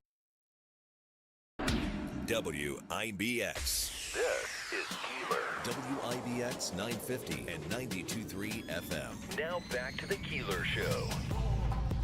It is 7:44. First News Keeler in the morning on WIBX. Time now for our free money question of the day. Smitty, I need a caller from you and a dollar amount. So we're gonna do caller number 5. He's giving me hand gestures now, because he's doing 6 things like he usually is. He's screening phone calls. And how much do you want to do for the question? How much money? $250. $250 today. We'll take caller 5, 315-736-0186. We're going to do that now. Coming up in just a minute, we'll talk with Dylan Hewitt, who is a Democratic candidate for New York's 21st Congressional District. That's the seat currently held by Elise Stefanik. I want to welcome in our co-host for the rest of the morning, Carrie Puleo from the Greater Utica Chamber. Thanks for coming in. Absolutely. Happy to be here and excited to learn about these platforms and why people are choosing to run. So I'm really looking forward to talking about your trip to Albany and coming up later here this morning. And there's a lot of stuff going on with the chamber as well, right? there is. We have so much stuff going on. One of the things we're really working hard at right now is the National Civics Bee. We are one of 3 regional sites within New York State to host middle schoolers and learning how civics work and how they can make a change in their community. It's an essay contest, and they can win $100,000 and a free trip to Washington, D.C. Last year, our students in the Utica area placed 2nd and 3rd at the statewide level, so we're really hoping to bring one of our students with us to Washington, D.C. this fall. Yeah, absolutely. It's a great program. It's America's 250th birthday this year, so what an amazing opportunity for a 6th, 7th, and 8th grader anywhere in our region. We're a regional site, so you do not have to be in Utica. You can be a homeschooled student. You can be a student in any region as long as you can come to the qualifier, which will be on April 2nd. The essays, there's a link on our website, greateruticachamber.org, and really the student has to write an essay about how to make a change in their community and what they want that change to be. And a parent can help out. You know, we're not going to be going to the DMV, so maybe we're not watching the Bills this weekend. So encourage your students to write essays. So we'll talk more about that coming up and a lot of other great things going on at the chamber. I have a sneeze coming. God bless you. See, I just made it go away. I think you just did. All right, we'll get to the sneeze coming up later, too. It is 7:46, time now for the free money question of the day from the Hobeika Law Firm. Joseph and Andrew Hobeika. We have John on the line from Utica. Good morning, John. Morning. John, you a football fan? Nope. You're not. Oh, boy. I don't know if you're going to get this one then. It's a chance to win $250 from the Hobeika Law Firm. Listen, we all know about the Buffalo Bills and Highmark Stadium. They're getting a new stadium next year, which might also be called Highmark. But this current facility that they just retired, what's being called online is the defunct Highmark Stadium. Which NFL quarterback threw the last touchdown pass in the now defunct Highmark Stadium? Ready, go. Josh Allen. That's a great guess. I think that's the guess everybody goes to. Unfortunately, it was not Josh Allen. As a matter of fact, that game, Josh Allen did not play. The backup was in. Which remind me who that is, Smitty. Mitch Trubinsky. He was in. But the final touchdown pass at Highmark Stadium was thrown by Brady Cook, the Jets quarterback, who the Bills were playing that day. It was like a 35-7 route, but the Bills got a touchdown late, and it was the Jets got a touchdown late, and it was a TD pass from Brady Cook. John, thank you for playing. Stay on the line. You still win a $25 all-in-one food and fun gift card. It's good for places like Taylor and the Cook. Smitty, help me out here. The Adirondack Bank Center, the Babes, Cookies, Q and Creamery, and then we just went to lunch there, and it was great. Aquavino. And you Thank can use it at the merchandise at the Utica. Yes, you can get a nice Comets cap with it as well. John, stay on the line. Our man Smitty will take care of you. Smitty, do we have Dylan on the line? Okay, so running for Congress in the 21st Congressional District, and he is from the Glens Falls area, I believe, is Dylan Hewitt. This is the seat currently held by Elise Stefanik, a Republican. Dylan is a Democrat, one of at least 2 Democrats who have announced they intend to run for this seat. Good morning, Mr. Hewitt. How are you? Hey, good morning. Thank you so much for having me. Tell our audience a little bit about yourself. Absolutely. My name's Dylan Hewitt. I'm South Glens Falls born and raised. My family has lived across New York 21 for 7 generations, nearly 200 years. I'm 33. I've lived up here nearly 30 of those 33 years, and I'm a new generation of leadership that's ready to go to Washington to end the corruption that's defined it for far too long. I've served our country. I've held a top secret clearance. I worked as a trade official under President Biden and Vice President Harris to take on big corporations that are squeezing our families with rising costs, to strengthen our national security against China. And I'm ready to go to Washington to make sure that we take the money out of politics and we put it back into people's pockets. Talk about your top secret clearance, or what you can talk about. That's interesting. What position were you in at the time? So I served as a White House trade official. My title was a Deputy Assistant U.S. Trade Rep, and I served at the highest levels of our government around trade deals and tariffs, things that are affecting and hammering families, small businesses, farmers right here in New York 21. You know, I don't take this responsibility lightly as a border district that is reliant on local economies and small businesses, where we are the ones who are getting hit first with tariffs under this administration. I've talked to small business owners across the district who are struggling with rising costs when they keep getting added costs on top of what we're already struggling under. I have worked to finalize tariffs against China to make sure that we strengthen our national security when it comes to investments in advanced semiconductor manufacturing jobs, to make sure that we break up big businesses to incite fair competition in our markets. And what I see right now is an economy that is tilted toward the very top. There's a clear winner under this administration's policies, and it is the very top that keeps getting richer, while we are the ones who struggle under bad trade deals, and our economies are the ones that keep getting hollowed out and left behind. When you talk about, you said inciting like economic activity and making it equal, I think Trump has tried to make the case, or has said that, this levels the playing field for our businesses and businesses overseas. Why is that not correct? Well, just take a look at what happened on Liberation Day back in April of last year in 2025. When this administration announced blanket tariffs across the board, you saw that our economy was played like a yo-yo. It dipped up and down. About a week later, the president posted on Truth Social that now was a good time to buy stocks. The world's wealthiest bought up the stocks at the lowest and rode the wave all the way back up to the top, because 90 minutes later, the president announced a pause on those tariffs. The world's wealthiest made $304 billion in one day. It was the largest single-day haul in history, And that is why we have to look at who is being enriched and who is succeeding under these policies and not. Families right now are struggling with higher grocery costs, higher utility bills. Small businesses and farmers in our district are struggling to make ends meet, and they're the ones who are deciding whether or not to pass those extra costs onto consumers or to lay off workers to balance their sheets at the end of the month. I have worked on trade deals. I've worked on tariffs to understand exactly how they should be strategically and surgically used to break up the chokehold of multinational corporations in our economy to, as I said earlier, incite fair competition in the market, to give market access to farmers and small businesses. In fact, I was part of a team that helped open international markets for dairy producers and cattle ranchers.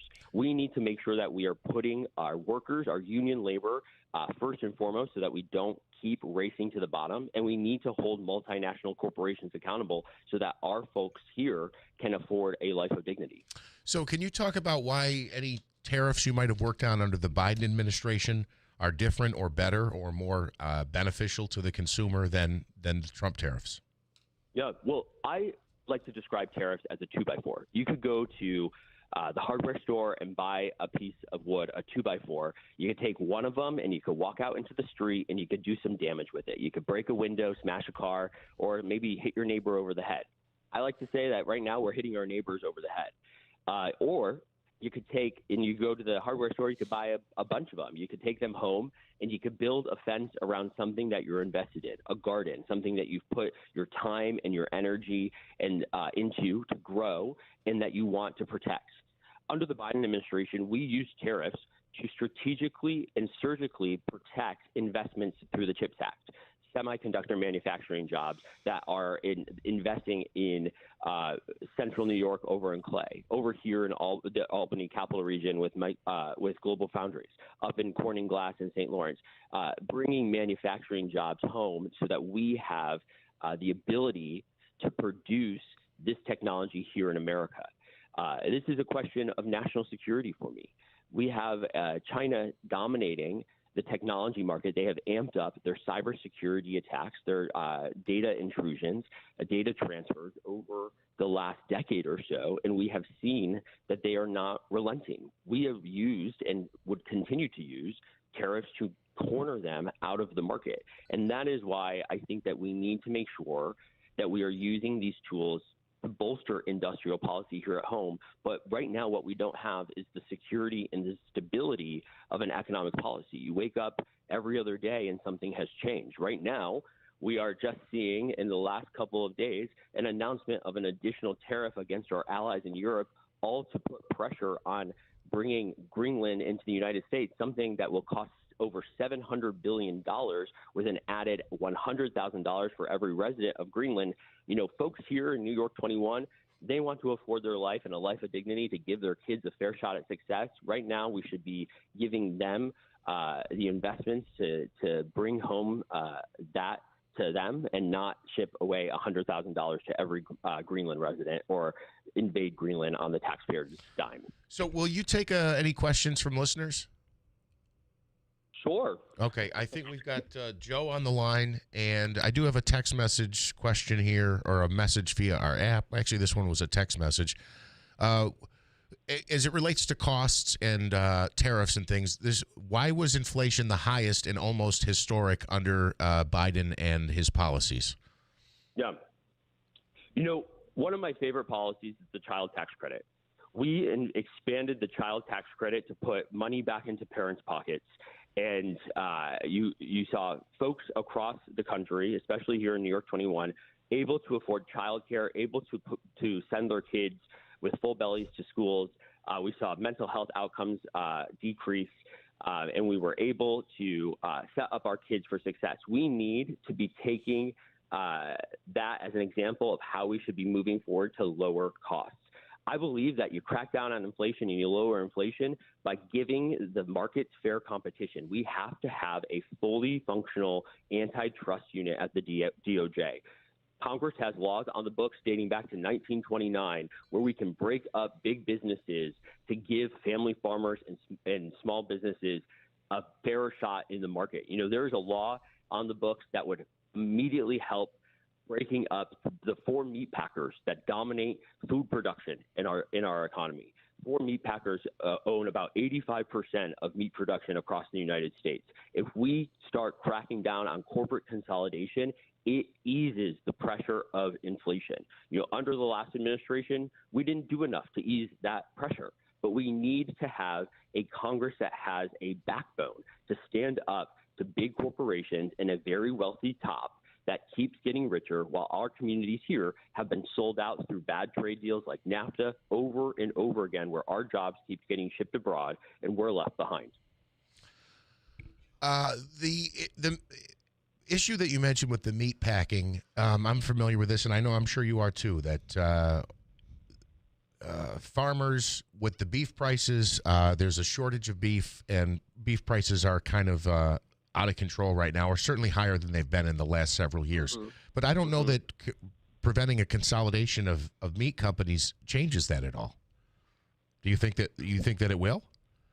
I do, because when you have 4 meat producers in the market that control 85% of the market, in fact, out in Nebraska, you've got a Tyson's facility that is essentially closing and laying off all of their workers. You're going to have even less domination in the market. Or more domination, I should say, with fewer actors.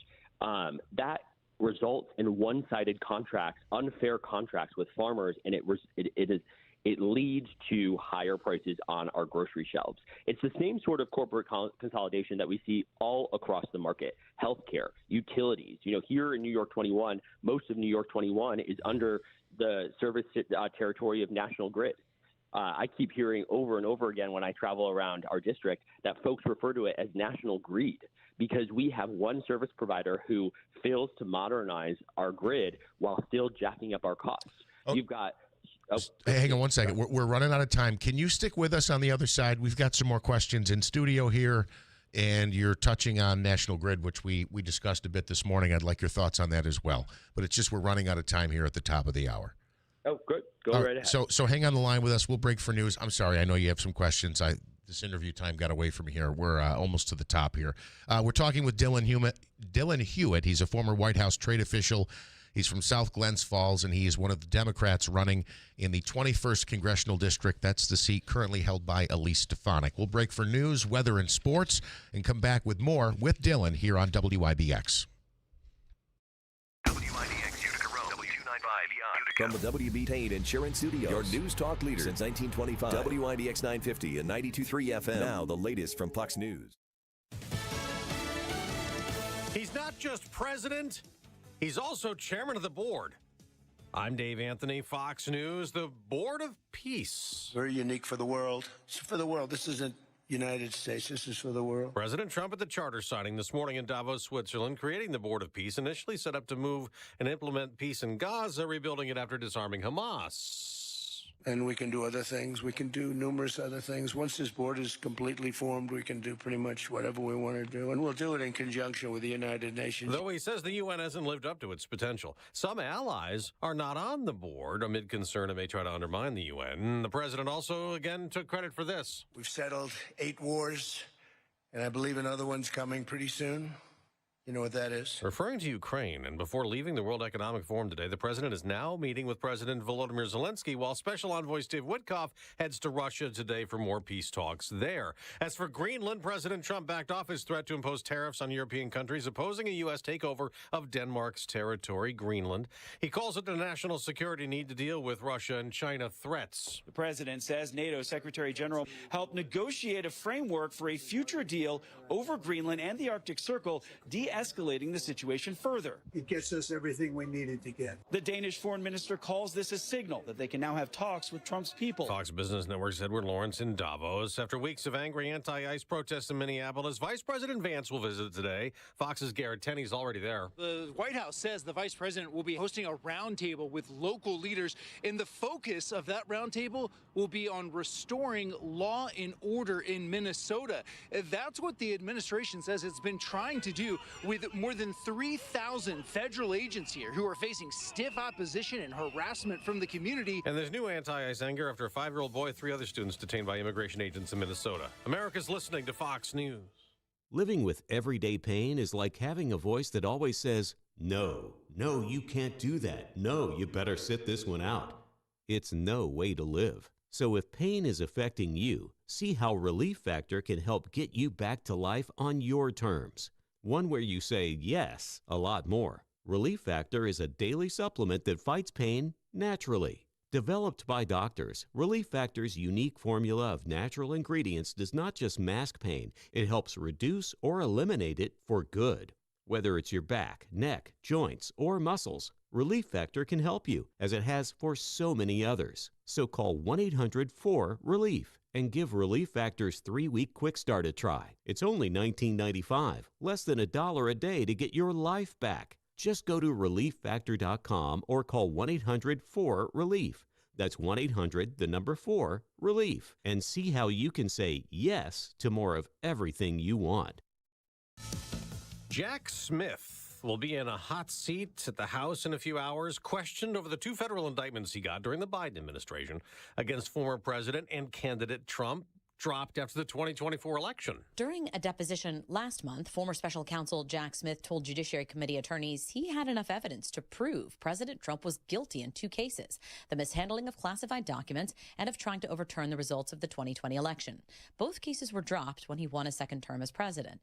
But Republicans allege politics influenced a decision to prosecute, and many will have questions about Smith's tactics, including gathering up Republican lawmakers' phone records on and around January 6,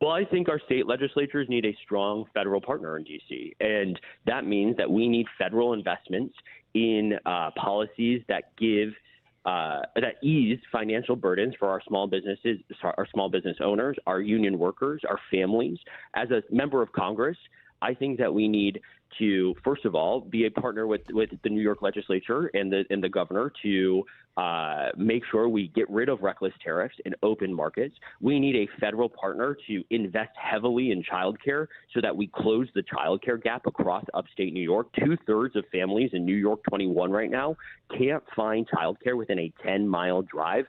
I find that to be unconscionable. You know, when you are unable to afford childcare or a home even, you're going to take a hard look at your balance sheet and your monthly budget, and many families here are making the tough decision to exit the workforce. That doesn't make us stronger, right? We have to make sure that we are investing in our folks, investing in our families.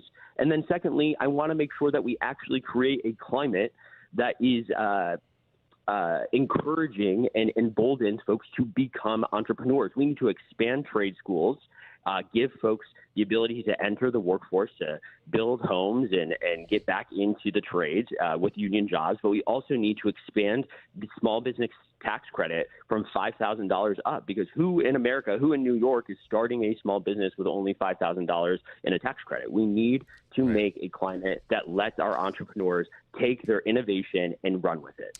All right. And then I'll ask you this about, I know you wanted to say something, excuse me, on National Grid. But again, I'll point to the Democrat control in Albany. That board that oversees this rate hike, the Public Service Commission, was appointed by Governor Kathy Hochul, and they unanimously approved it. I know a lot of people are complaining about National Grid, especially in the recent weeks as they've gotten some of their winter heating bills. What do you have to say about it? They got it wrong, and I'm willing to call them out for their BS. You know, National Grid had 3 years to modernize the grid in New York. They failed to do so while recording record profits as a multinational British corporation, handing out millions of dollars in bonuses to execs while in the same breath raising our prices here at home. You know, this administration in New York got it wrong, and they need to make sure that we are taking on corporations like National Grid that keep making us pay more for less. As a member of Congress, that means that Congress should enforce antitrust and anti-monopoly laws that are on the books to end exclusive service agreements, to make sure that we, as I said earlier, have fair competition in these markets so that we don't just have one provider who controls our prices. This is a matter of freedom for me. You know, when you have one provider who makes you pay more for less, at the end, it's our freedom that's really the cost. I think this is that's a true point. Now, what can you do as a member of Congress? I know Kathy Hochul this week was talking about nuclear energy, maybe in Oswego County. Do you have anything to say about that? Do you support that? You know, I don't know all of the details of the governor's nuclear proposal. I think the devil is in the details, and I'm looking to see exactly what's put on the table before I make a commitment one way or the other. But I think right now that, you know, we have a data center that is trying to expand in our district up in Messina. I was up in Messina last night listening to arguments made at a public hearing. You know, we have folks that are coming into our district and sucking our energy, sucking our water and our resources. And I believe that the Adirondacks and Mohawk Valley, Central New York, that New York 21 isn't a playground for big billionaires and big tech.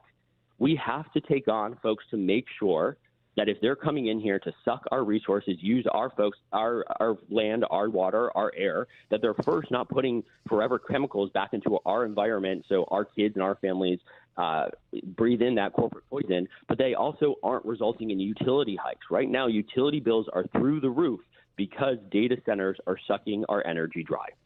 Dylan Hewitt is one of the Democrats running to replace Elise Stefanik in New York's 21st Congressional District. Dylan, we will talk with your primary opponent tomorrow, and we hope to chat with you again soon. We kind of ran out of time this morning, but a lot more topics to discuss, and it sounds like you have a lot to say, so I look forward to that. Hey, have me back anytime. I'm glad we could do 20 minutes instead of 10. I really appreciate it. Thanks so much for having me. Thank you, Dylan. Have a good day. That is, again, Dylan Hewitt, one of the candidates in the 21st Congressional District. We'll take a quick time out and come back with more. In fact, we'll talk with another candidate for Congress here in New York. This time we go to the 19th District with Alex Portelli. We'll get to that next. I've got some comments to share as well. Guys, you know I can't curse on the radio, right? So you know I can't read that comment. Well, we'll share the ones I can Coming up next here, it's First News Keeler in the morning on WIBX. Trust and Will is an online estate planning service. Visit trustandwill.com for details. Trust and Will. My dad and I were always close, but some things we just didn't talk about, like his will. After he was gone, we found out he didn't have one, and it created a lot of stress during a time of grief. Creating a will can be hard to think about, but avoiding it can lead to greater difficulty for the people you love. That's why Trust and Will makes estate planning simple. Create a will online in as little as 30 minutes. Now, I have a will in place to make sure my loved ones are protected. With Trust and Will, it was easy and affordable, and I got peace of mind knowing my wishes are clear. Trust and Will. Get 20% off when you visit trustandwill.com/plan. That's trustandwill.com/plan to get 20% off. trustandwill.com/PLAN. One of America's funniest comedians is coming back to Utica. Jimmy Fallon, comedian and host of Fox Across America on WIBX, a TD host of Fox News, Saturday night, bringing an all-new hilarious show to the Rome Capitol Theater, Saturday, February 7th at 7 p.m. Tickets start at $38 and can be purchased at romecapital.com. A portion of the proceeds benefit Real Men Get Tested for Cancer. Purchase tickets at the box office or at romecapital.com. Jimmy Fallon. One night, one show. Get your tickets now. I'm Ed Evans, CEO of Consumer Cellular. You know, the big wireless companies say they have discounts for people over 55, but unless you're willing to sit on hold and ask, you're probably paying more than you should. At Consumer Cellular, there's nothing to hunt down. We're built for people 50 plus with plans starting at just $20. And our 100% US-based customer service actually answers the phone. Call 1-888-FREEDOM or visit consumercellular.com today and get your second month free for a limited time. Taxes, fees, and other third-party charges will apply. See website for additional details. Something old is new in the village of New Hartford. Introducing Handshake Antiques, now open at 66 Genesee Street, next to Giorgio's Village Cafe. Not your grandma's antique shop. Think clean, curated, and cool. From high-end furniture, vintage fashion, vinyl records, to oddities and all things eclectic. And we're always buying, so look in your attic or basement. And if it's old, call Handshake Antiques. Plus, inventory changes weekly, so every visit is a new find. Handshake Antiques, where it never went out of style. Need a new bed? Don't wait for your tax return. Mattress Express has 1 year, no interest, no money down, and no payments for 90 days for qualified buyers. Stop into any store or apply online at mattressexpressny.com. The Save of the Day Foundation is dropping the puck on a raffle where you can win big. $75,000 cash or a 2026 Chevy Corvette. That's right. One ticket, two powerhouse prizes, and only 2,000 tickets will be sold. Tickets are just $100, and every entry supports the Save of the Day Foundation, helping our community win off the ice. The drawing is January 31st during the Utica Comets game, and you don't have to be in the building to score. Don't miss your shot. Cash or Corvette. Get in the game now at saveoftheday.org. One of America's funniest comedians is coming back to Utica. Jimmy Fallon, comedian and host of Fox Across America on WIBX, a TD host of Fox News, Saturday night, bringing an all-new hilarious show to the Rome Capitol Theater, Saturday, February 7th at 7 p.m. Tickets start at $38 and can be purchased at romecapital.com. A portion of the proceeds benefit Real Men Get Tested for Cancer. Purchase tickets at the box office or at romecapital.com. Jimmy Fallon. One night, one show. Get your tickets now. This is Keeler. WIBX 950 and 92.3 FM. Now back to the Keeler Show.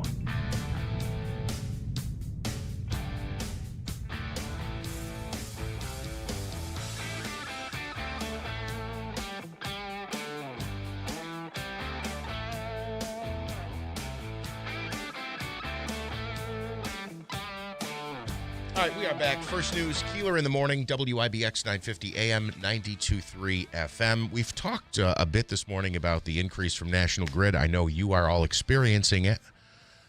We are all going through it. And National Grid said the average cost increase per month for electric and gas would be $22 a month. But by year 3, it'll be an increase of $50 a month. So my point being, we're not even out of the woods. It's just begun. This is the first few months of the increase. Obviously, it's worse at this time of year because of the colder weather, and we're looking at colder weather this weekend. I think, boy, it changes by the day. but we're essentially looking at sub-zero temperatures this weekend. I'm seeing right now 9 below, 3 below, and some snow showers as well. So dealing with all that. You were just Carrie Puleo in from the Greater Utica Chamber, and you said you were just in Albany, and you were talking something about this. Yeah, so every year we head to Albany with our colleagues to discuss what legislation we will be for or against, and obviously the cost of energy came up as one of many, many topics we discussed. But I think some of the things that we fail to remember or talk about is the CLCPA and the effects of the CLCPA and New York's decision and what's that done to the cost of energy. What is the CLCPA? So the CLCPA is the climate leadership, I don't remember all of the acronym words, but the energy policies of New York State to make us greener energy. And while the policies and the intent of, having greener and cleaner energy are admirable, the timeline, the aggressive timeline that the state put on this and the unreasonable demands is what makes it unaffordable and why we're racing to catch up to meet these goals. And the money that companies like National Grid have to put aside for these green energies. So these are also partially related to policies that have been enacted by New York State and not controlled by our utility companies. Yeah, and, our last guest, Dylan, referred to this, and I think so. Alex Portelli, I guess, is not going to be able to join us this morning. We'll try to talk to him either tomorrow or next week. Unfortunately, he's a Republican candidate in the 19th district. I thought we were going to have them back to back, but I guess something fell through there.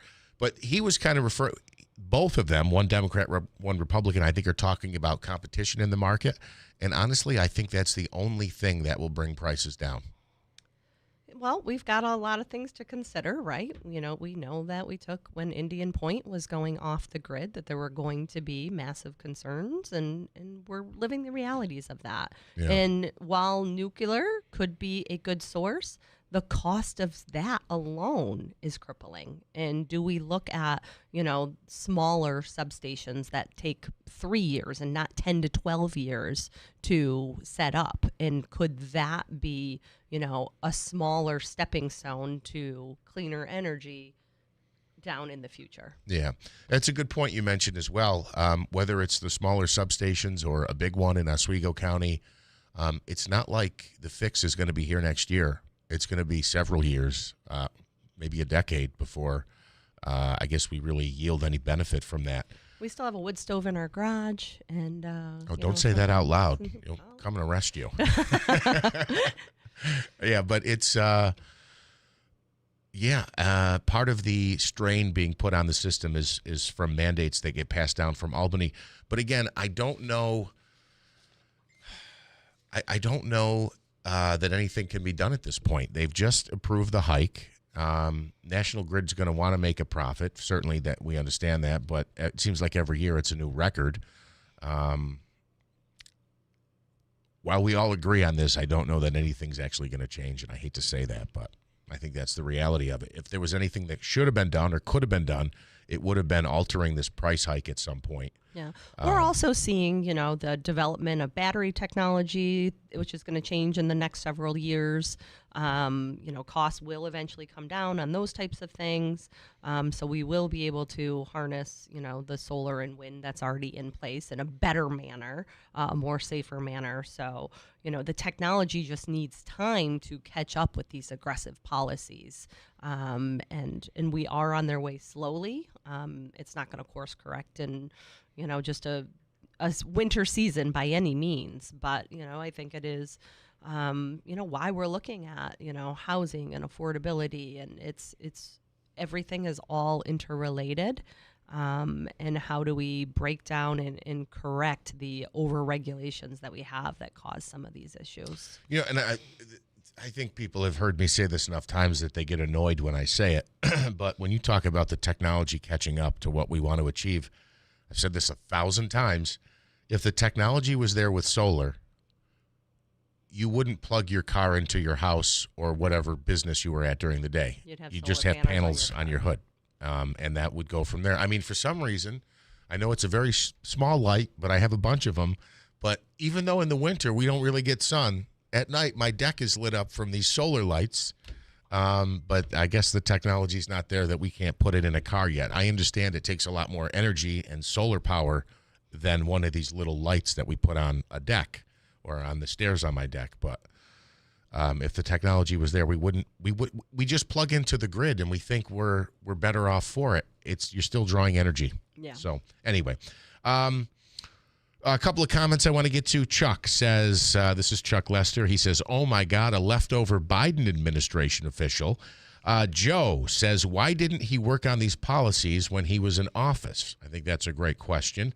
Former City Comptroller Bill Morehouse, going to this guy after Elise Stefanik would be like going from a Yankees game to a Little League team. The regulations from the Biden administration destroyed America. This guy is an idiot. That is also from Bill Morehouse. Every problem he's talking about was created by Democrats. And do I have one more here? That was from Joe. Bob T. in Whitesboro says with the DMV closure coming up in February, it will be for 4 days. It starts on Valentine's Day weekend, so Friday the 13th, and then the following Monday, Tuesday, Wednesday, they will be closed statewide. You can't even do any business online. They've got a major overhaul of the system. It's something like 30 million records, they say.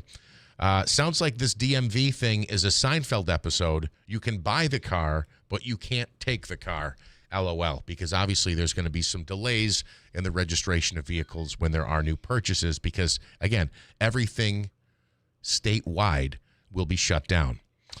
Tim says, using the term average cost can be very misleading. Depending on the method you use to calculate the average, you can come up with a radically different number. Remember the mean, median, and mode calculations that we were taught? Yes, Tim, I absolutely do.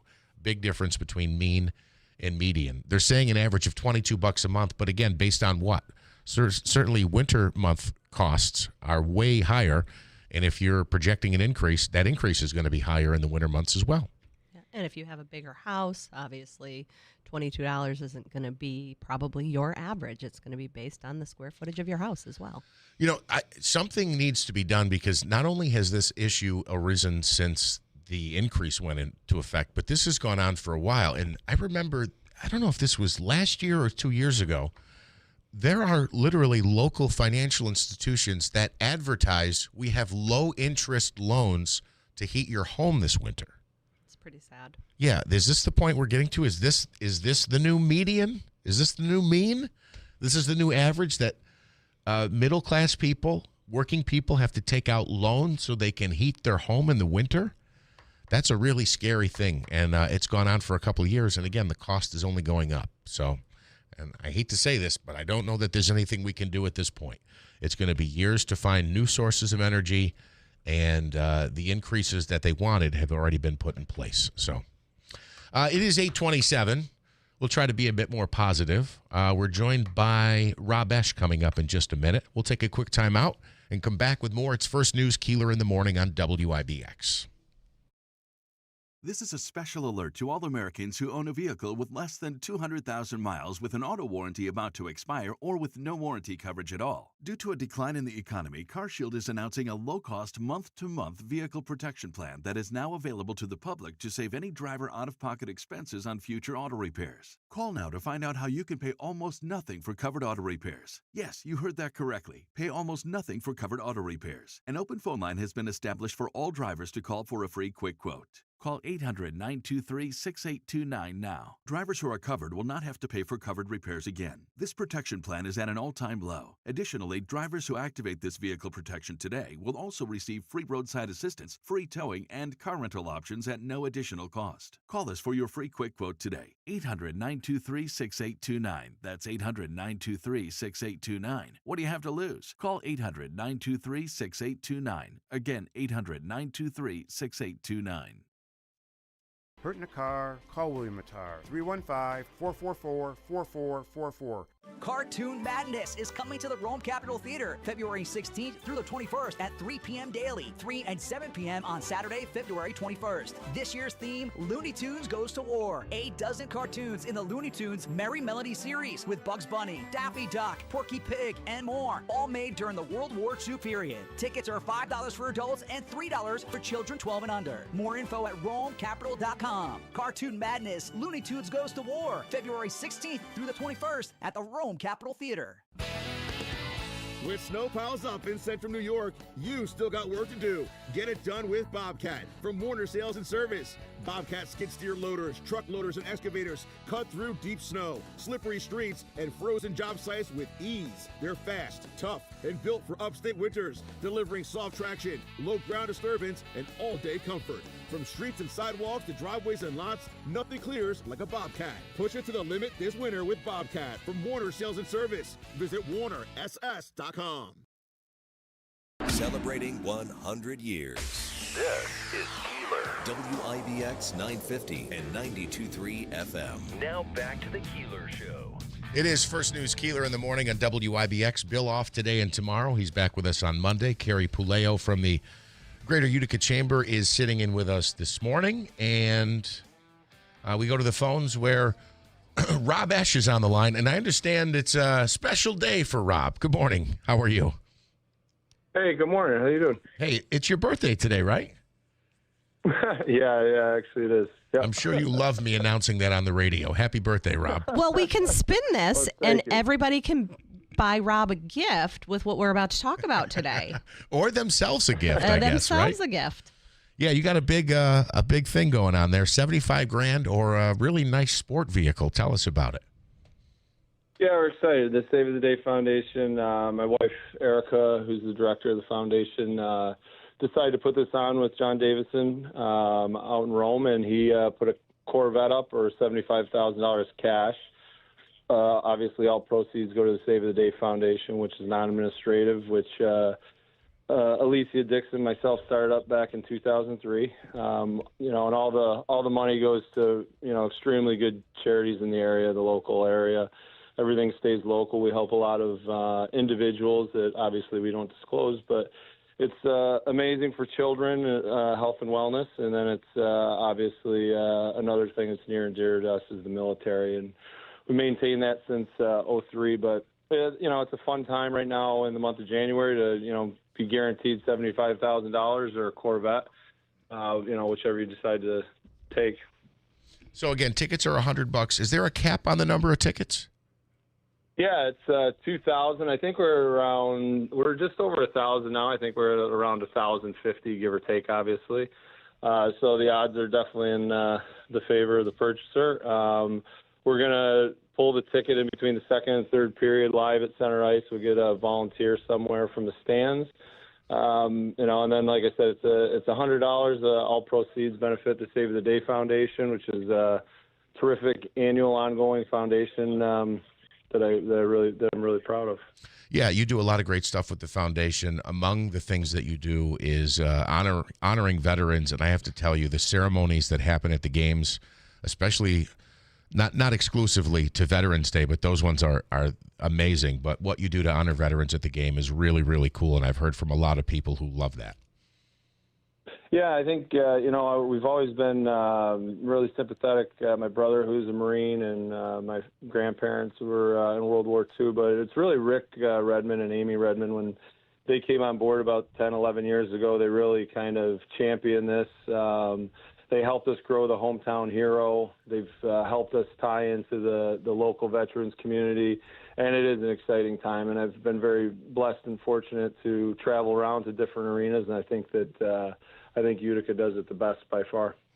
Awesome. Rob, where can everybody get tickets? So you can get them in person at Adirondack Bank Center, Babes on Genesee Street, Aquavino, New Hartford, or Taylor and the Cook down at the train station here. Or you can go online to savetheday.org, and you can just register online. You don't have to be present to win, obviously. We'll just pull the number out, and it'll be in between the second, third period on January 31st. Fantastic. We'll be able to get our car all registered before the DMV shuts down. Yes, that's true. Or use the cash to pay for National Grid. Either or. Absolutely. Completely agree. Rob, thank you so much. Happy birthday. Quickly on the comment. Thank you guys for having us on. Quickly on the comments, things looking up. A good start to 2026, better than the start to the season as far as winning and collecting points goes. Yeah, it is. I think everybody's feels real promising about our team. It's unfortunate the last couple of years we've started off so slow and not in the best of ways. But the second half has been terrific both last year and this year. We'll see if we can squeak into the playoffs. Awesome. Yeah. Rob, thank you so much. Thanks, everybody. Have a great day. You too, man. I'm sorry. I didn't mean to cut you off there. All right, it is 8:34. Again, to get tickets, you can go to Save of the Day Foundation. Let me make sure I get this. saveoftheday.org.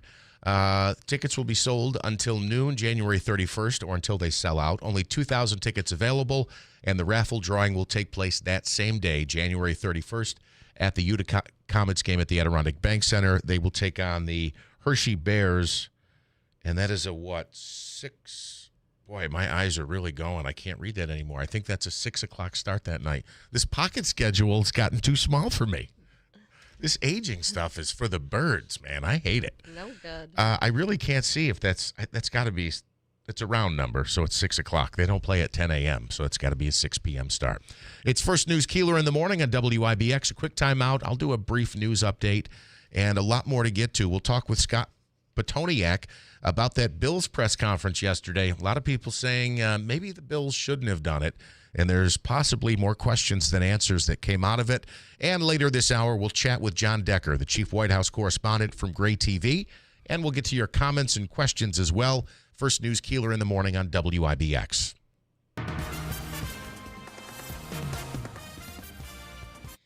Right now, we have clear skies, 28 degrees, and two things playing at once. Go ahead. You can pull that down, Smitty. There we go. Thank you. And it'll stop after that, we hope. 28 degrees and clear skies. WIBX 950 AM, 92.3 FM news time is 8:36. President Trump is wrapping up his trip to Europe today after making headlines with major foreign policy moves over the past couple of days. The president on Wednesday announced he would not use military force to bring Greenland under U.S. control and instead said the framework of a favorable deal was being worked out. Vice President J.D. Vance will be in Minnesota today as tensions remain high over the ongoing immigration raids in Minneapolis. Vance is expected to meet with local leaders and community members and take part in a roundtable discussion.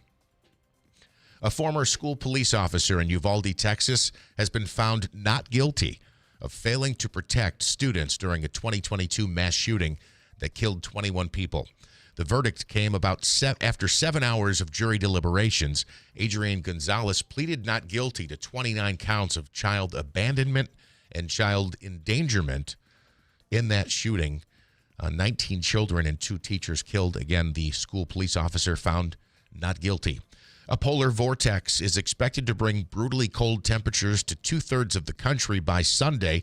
Temperatures dropping below zero in some areas, including ours, with strong gusty winds creating life-threatening wind chills. Extreme cold warnings and watches are in effect across the northern plains and the upper Midwest. Here this weekend, we will see temps 9, 10, 8, 6 degrees below zero, with the wind chill making it even colder still. And Taylor Swift is being inducted into the Songwriters Hall of Fame. The 36-year-old Grammy winner will be the second youngest songwriter ever to be honored, following Stevie Wonder, who was only 32 when he was inducted. Swift will be inducted in June alongside Alanis Morissette, Kenny Loggins, and Kiss songwriters Gene Simmons and Paul Stanley.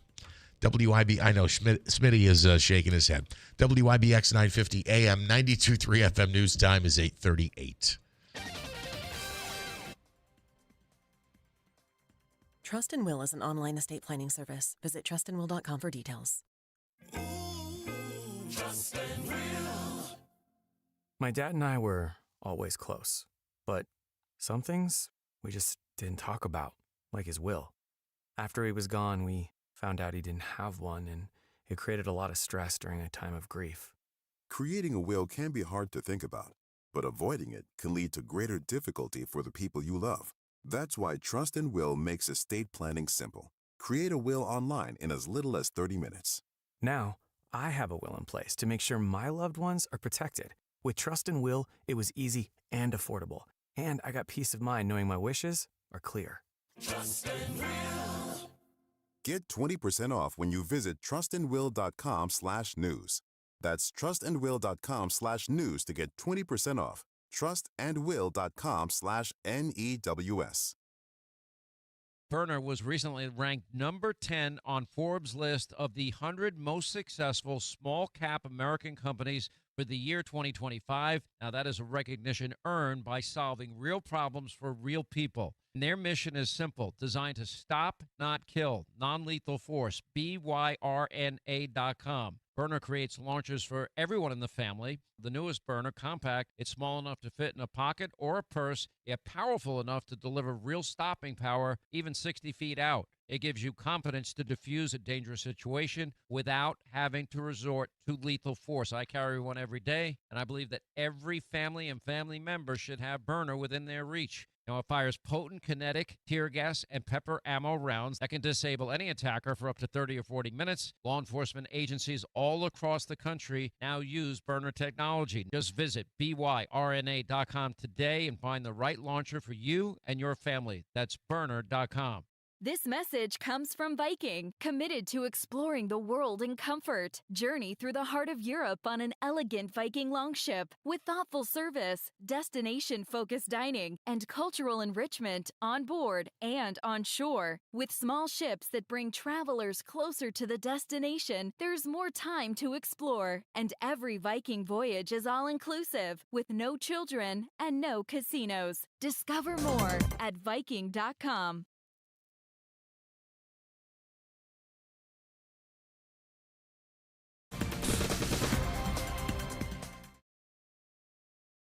Celebrating 100 years. This is Keeler. WIBX 950 and 92.3 FM. Now back to the Keeler Show. We apologize for the technical difficulties this morning. We've got a new guy running the board. His name is Uncle Smitty, is what he wants to be known by. It's his first day back there, and things keep firing and then fading out, so it's not his fault. You'll learn in due time, maybe after 30 years. Joining me in studio is Carrie Puleo from the Greater Utica Chamber of Commerce. I keep wanting to call you the Mohawk Valley Chamber. Sorry. That's all right. We love the Mohawk Valley. We love the Greater Utica area. Yeah, you Utica's do. on the rise. We like to say that we like to say the name Utica and be known for good, positive things. Absolutely. Some good positive things happening. I know some people have heard the commercial. Matter of fact, I got a text message this morning about it, but I recently ran into you at a ribbon cutting ceremony, which I don't know, do you have a lot of those at the beginning of the year? We do. We typically, people get energized. People, come out of the gate with New Year's resolutions. And we had a great ribbon cutting grand opening yesterday at Utica Creative Reuse, which is a really, really cool spot. Kind of like a discount Michael's store. People bring their crafts and stuff that, everybody buys these things with intentions to do them, and then they sit in a room or a closet. And so they go back to this store, and then they do free arts classes and special events, and really to make art accessible to all. So really That's cool. unique on Columbia Street over by the Polish Community Center. They're open Wednesday, Thursday, Friday, Saturday. I can't remember if they're open on Sundays, but really just unique and interesting and just a really great creative vibe. We were going in to talk about Handshake Antiques, which is also a young entrepreneur. Yes, this craft place, though, I've got to get the info to my mother. Yes. Or she needs to make a donation because she has one of those rooms, too. One of those rooms. So whatever she's decided, the craft she thought she was going to do, she can get rid of that stuff, and then she can go back and exchange hobbies for a different craft, right? Yeah. So, and great prices because they're all reusing things and not putting it into the landfill, right? We all have, they even had, crayons sorted by color.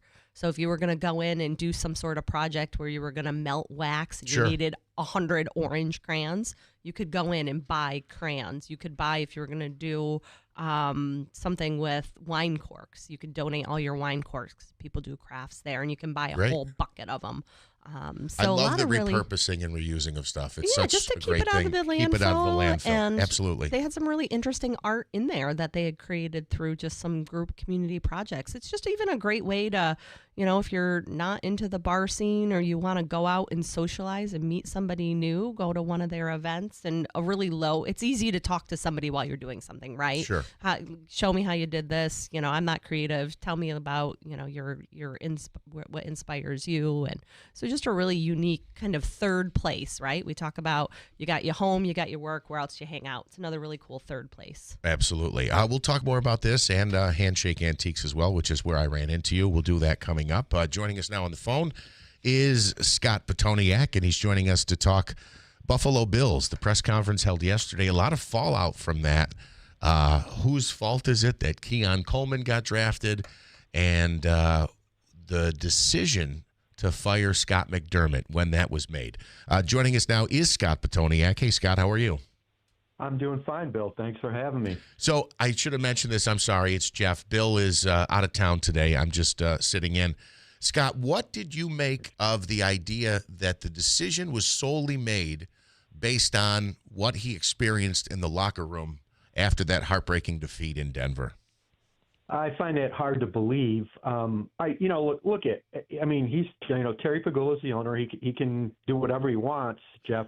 But and you would have a good argument to say that why run this back again? We've suffered all these gut-wrenching, heartbreaking defeats in the playoffs. It always ends short of a Super Bowl. It's time to try something different after 9 years, and that would be a logical argument. I don't necessarily agree with it because I think McDermott has done a fabulous job in changing the culture, and there's been some bad breaks, including, the turnovers and the penalties in the 33-30 loss in overtime to Denver that ended their season and stuff. But I'm not totally buying that. I mean, he's been in other locker rooms before, that in which the seasons have ended this way and so forth. So. But there were bigger things. I mean, it's been interesting, the public outcry and support of Sean McDermott in the aftermath of this. And not only does he fire Sean McDermott, but the guy that I think most Bills fans wanted gone would have been the general manager, Brandon Beane, who on the day that you announced the firing of Sean McDermott winds up getting a promotion to the not only general manager, but the head of football operations. So it was kind of a public relations disaster. It's not exactly the case study of how to handle a crisis management. Yeah, Scott, I completely agree. I thought it was a stronger case to make. When he ran down that number, 6-3-2-5-2-2-2, he's got a good point there, right? We've been a 2 seed 4 times. We've been to the playoffs 7 years in a row. We can't get to the Super Bowl. Maybe we need a new leader to get us over that next hill. Although he did, say, and it's true, Scott McDermott has brought a winning atmosphere. Now it's expected the Bills make the playoffs year in and year out. I think a lot of that's got to do with Josh Allen, obviously. But, he's been the coach throughout that. You could make a better case. Look, we've been there so many times. We need a new strategy to get to the next level. What did he think he was going to find in the locker room? I said this to Smitty earlier. Popcorn, peanuts, selling beers. It was going to be another gut-wrenching loss, and guys were crying in their lockers. Yeah, I mean, they aren't going to be blaring music and doing cartwheels. I mean, let's be honest here. This was another gut-wrenching loss, and this team, and particularly Josh Allen, pours heart and soul into these games and so forth. It was going to be emotional and down and sad. I'm sorry, that's just, I mean, come on, you've been an owner of sports teams now, if you include the Sabres, for more than a decade. You've been in losing locker rooms. You know what this is like. So yeah, that was kind of bizarre. And then to take a wide receiver who struggled in his first 2 years here, Keon Coleman, and essentially throw him under the bus and throw, the whole narrative was, Jeff, is that they were really trying to focus on, that Beane was not the cause, but McDermott was the cause of this. And I would argue, come on. I mean, this is the wrong approach to take. Like, especially this just shows me you have no finger on the pulse of your fan base because they love this guy. And yeah, again, if you wanted to move on and so forth, fine. But you needed to give him his flowers on this day as well, and say like, we wouldn't be here, we wouldn't be on the precipice of Super Bowl contention without Sean McDermott's coaching, changing the culture in that locker room, and also, by the way, developing a lot of lower round picks drafted, by Brandon Beane. So there was a power play that went on here, and it was just. Again, it was bad optics. It got blasted on social media, particularly by the national football experts and stuff. They just really laid into the Bills for this, and deservedly so. Scott, and if I could follow up on one more point, the press release that not only announces the McDermott firing but discusses the promotion. He could have promoted Beane today. He could have promoted Beane next week. It would have looked so much better by doing it simultaneously that way. It looks more of this was definitely the coach's fault. We're definitely putting it on him now. Yeah, and it's interesting. They had a typo right. Instead of saying admirable, they wrote admiral. Yeah. But mistakes happen. But even if you chose the word admirable, really, that's all this guy did. Sean McDermott. Come on, he ended a 17-year playoff drought. He changed the entire Not culture. once, but then started a succession 7 years. Yeah, and just turned everything around, like put into place. Again, despite what happened, this team has been a contender every year. I mean, how many franchises? You think the Jets wouldn't love to have this? Oh my gosh. Or the Giants or whatever. I mean, franchises, or the Cleveland Browns that have been, dysfunctional franchises for seemingly forever. I mean, so it was just really handled very poorly, very crassly, and Terry Pagula, the owner, really came across looking very bad in this whole situation. And even when he tried to, help Brandon Beane or whatever, he just threw gasoline on the fire of all of the critics, and stuff. So yeah, it was just a very poorly handled, effort. And, what are you going to do now? You move on, I guess, and we'll see. It certainly is an appealing job, but I'll also say this, Jeff. The person, the heat is on nuclear core reactor hot on Brandon Beane and whoever takes over. Yeah, because now you got to do better. Oh yeah. If you take a step back, you get bounced in the first round, then this looks even more disastrous. Oh yeah, no, it's Super Bowl or bust. And that may not be fair to the new coach coming in.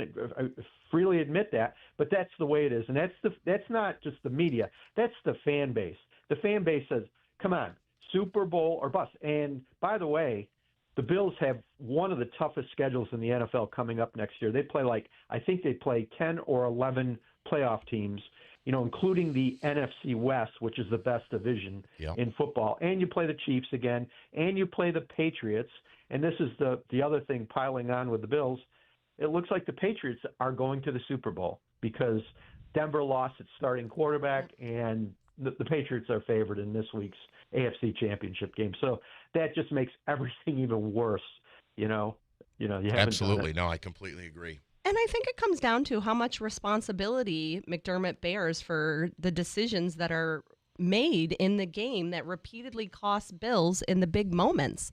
And that looks to next, what are we looking for in the next coach that can do what McDermott couldn't? So those are really big shoes to fill, and who's going to step in and what's that going to look like?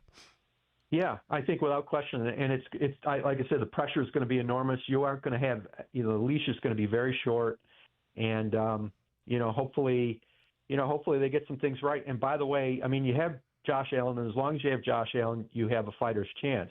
But there's a lot of tweaking and changes that have to be made to this roster, and they don't have a lot of salary cap space either. So, Beane is really going to be under the heat. Everything is going to be intensely scrutinized now, and he's really his ratings and the public opinion polls of Bills Mafia are extremely low right now. Yeah. Scott Petoniak joining us to break down that Bills press conference yesterday. Of course, Scott is the author of the 2023 book, If These Walls Could Talk. And I'll tell you, there's reports of an argument between McDermott, Bean, and the owner about whether or not he had the tools and, frankly, the wide receivers for Josh Allen to make a run. And, boy, if those walls could talk, I would love to have heard that conversation, Scott.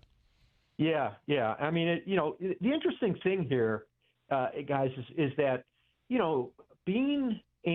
Bean was brought in by McDermott. They developed their friendship while working together, climbing the ladder in Carolina. And Bean's the guy who brought him in after, McDermott. And McDermott, Sean was hired first. And then he brought him in. He pushed for Brandon Bean. This guy's good. And there was their partnership was so close. It was known as McBean.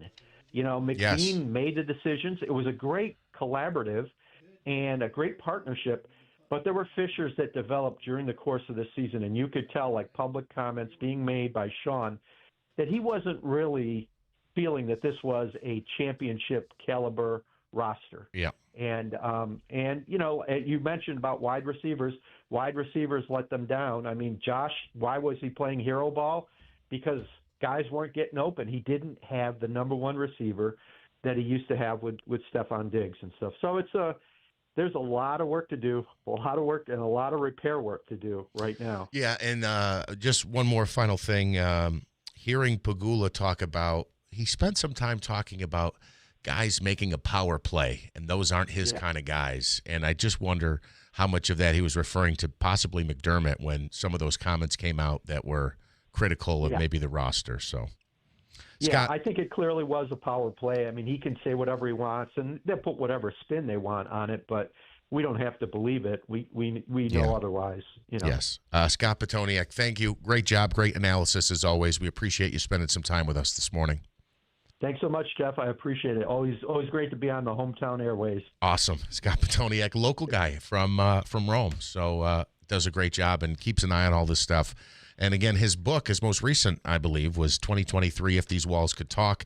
It was he and Bills broadcaster John Murphy breaking down some of those heartbreaking seasons, the Super Bowl trips that didn't pan out, the 4 in a row, everything from Jim Kelly to Josh Allen. That's still available. It's published by Triumph Books.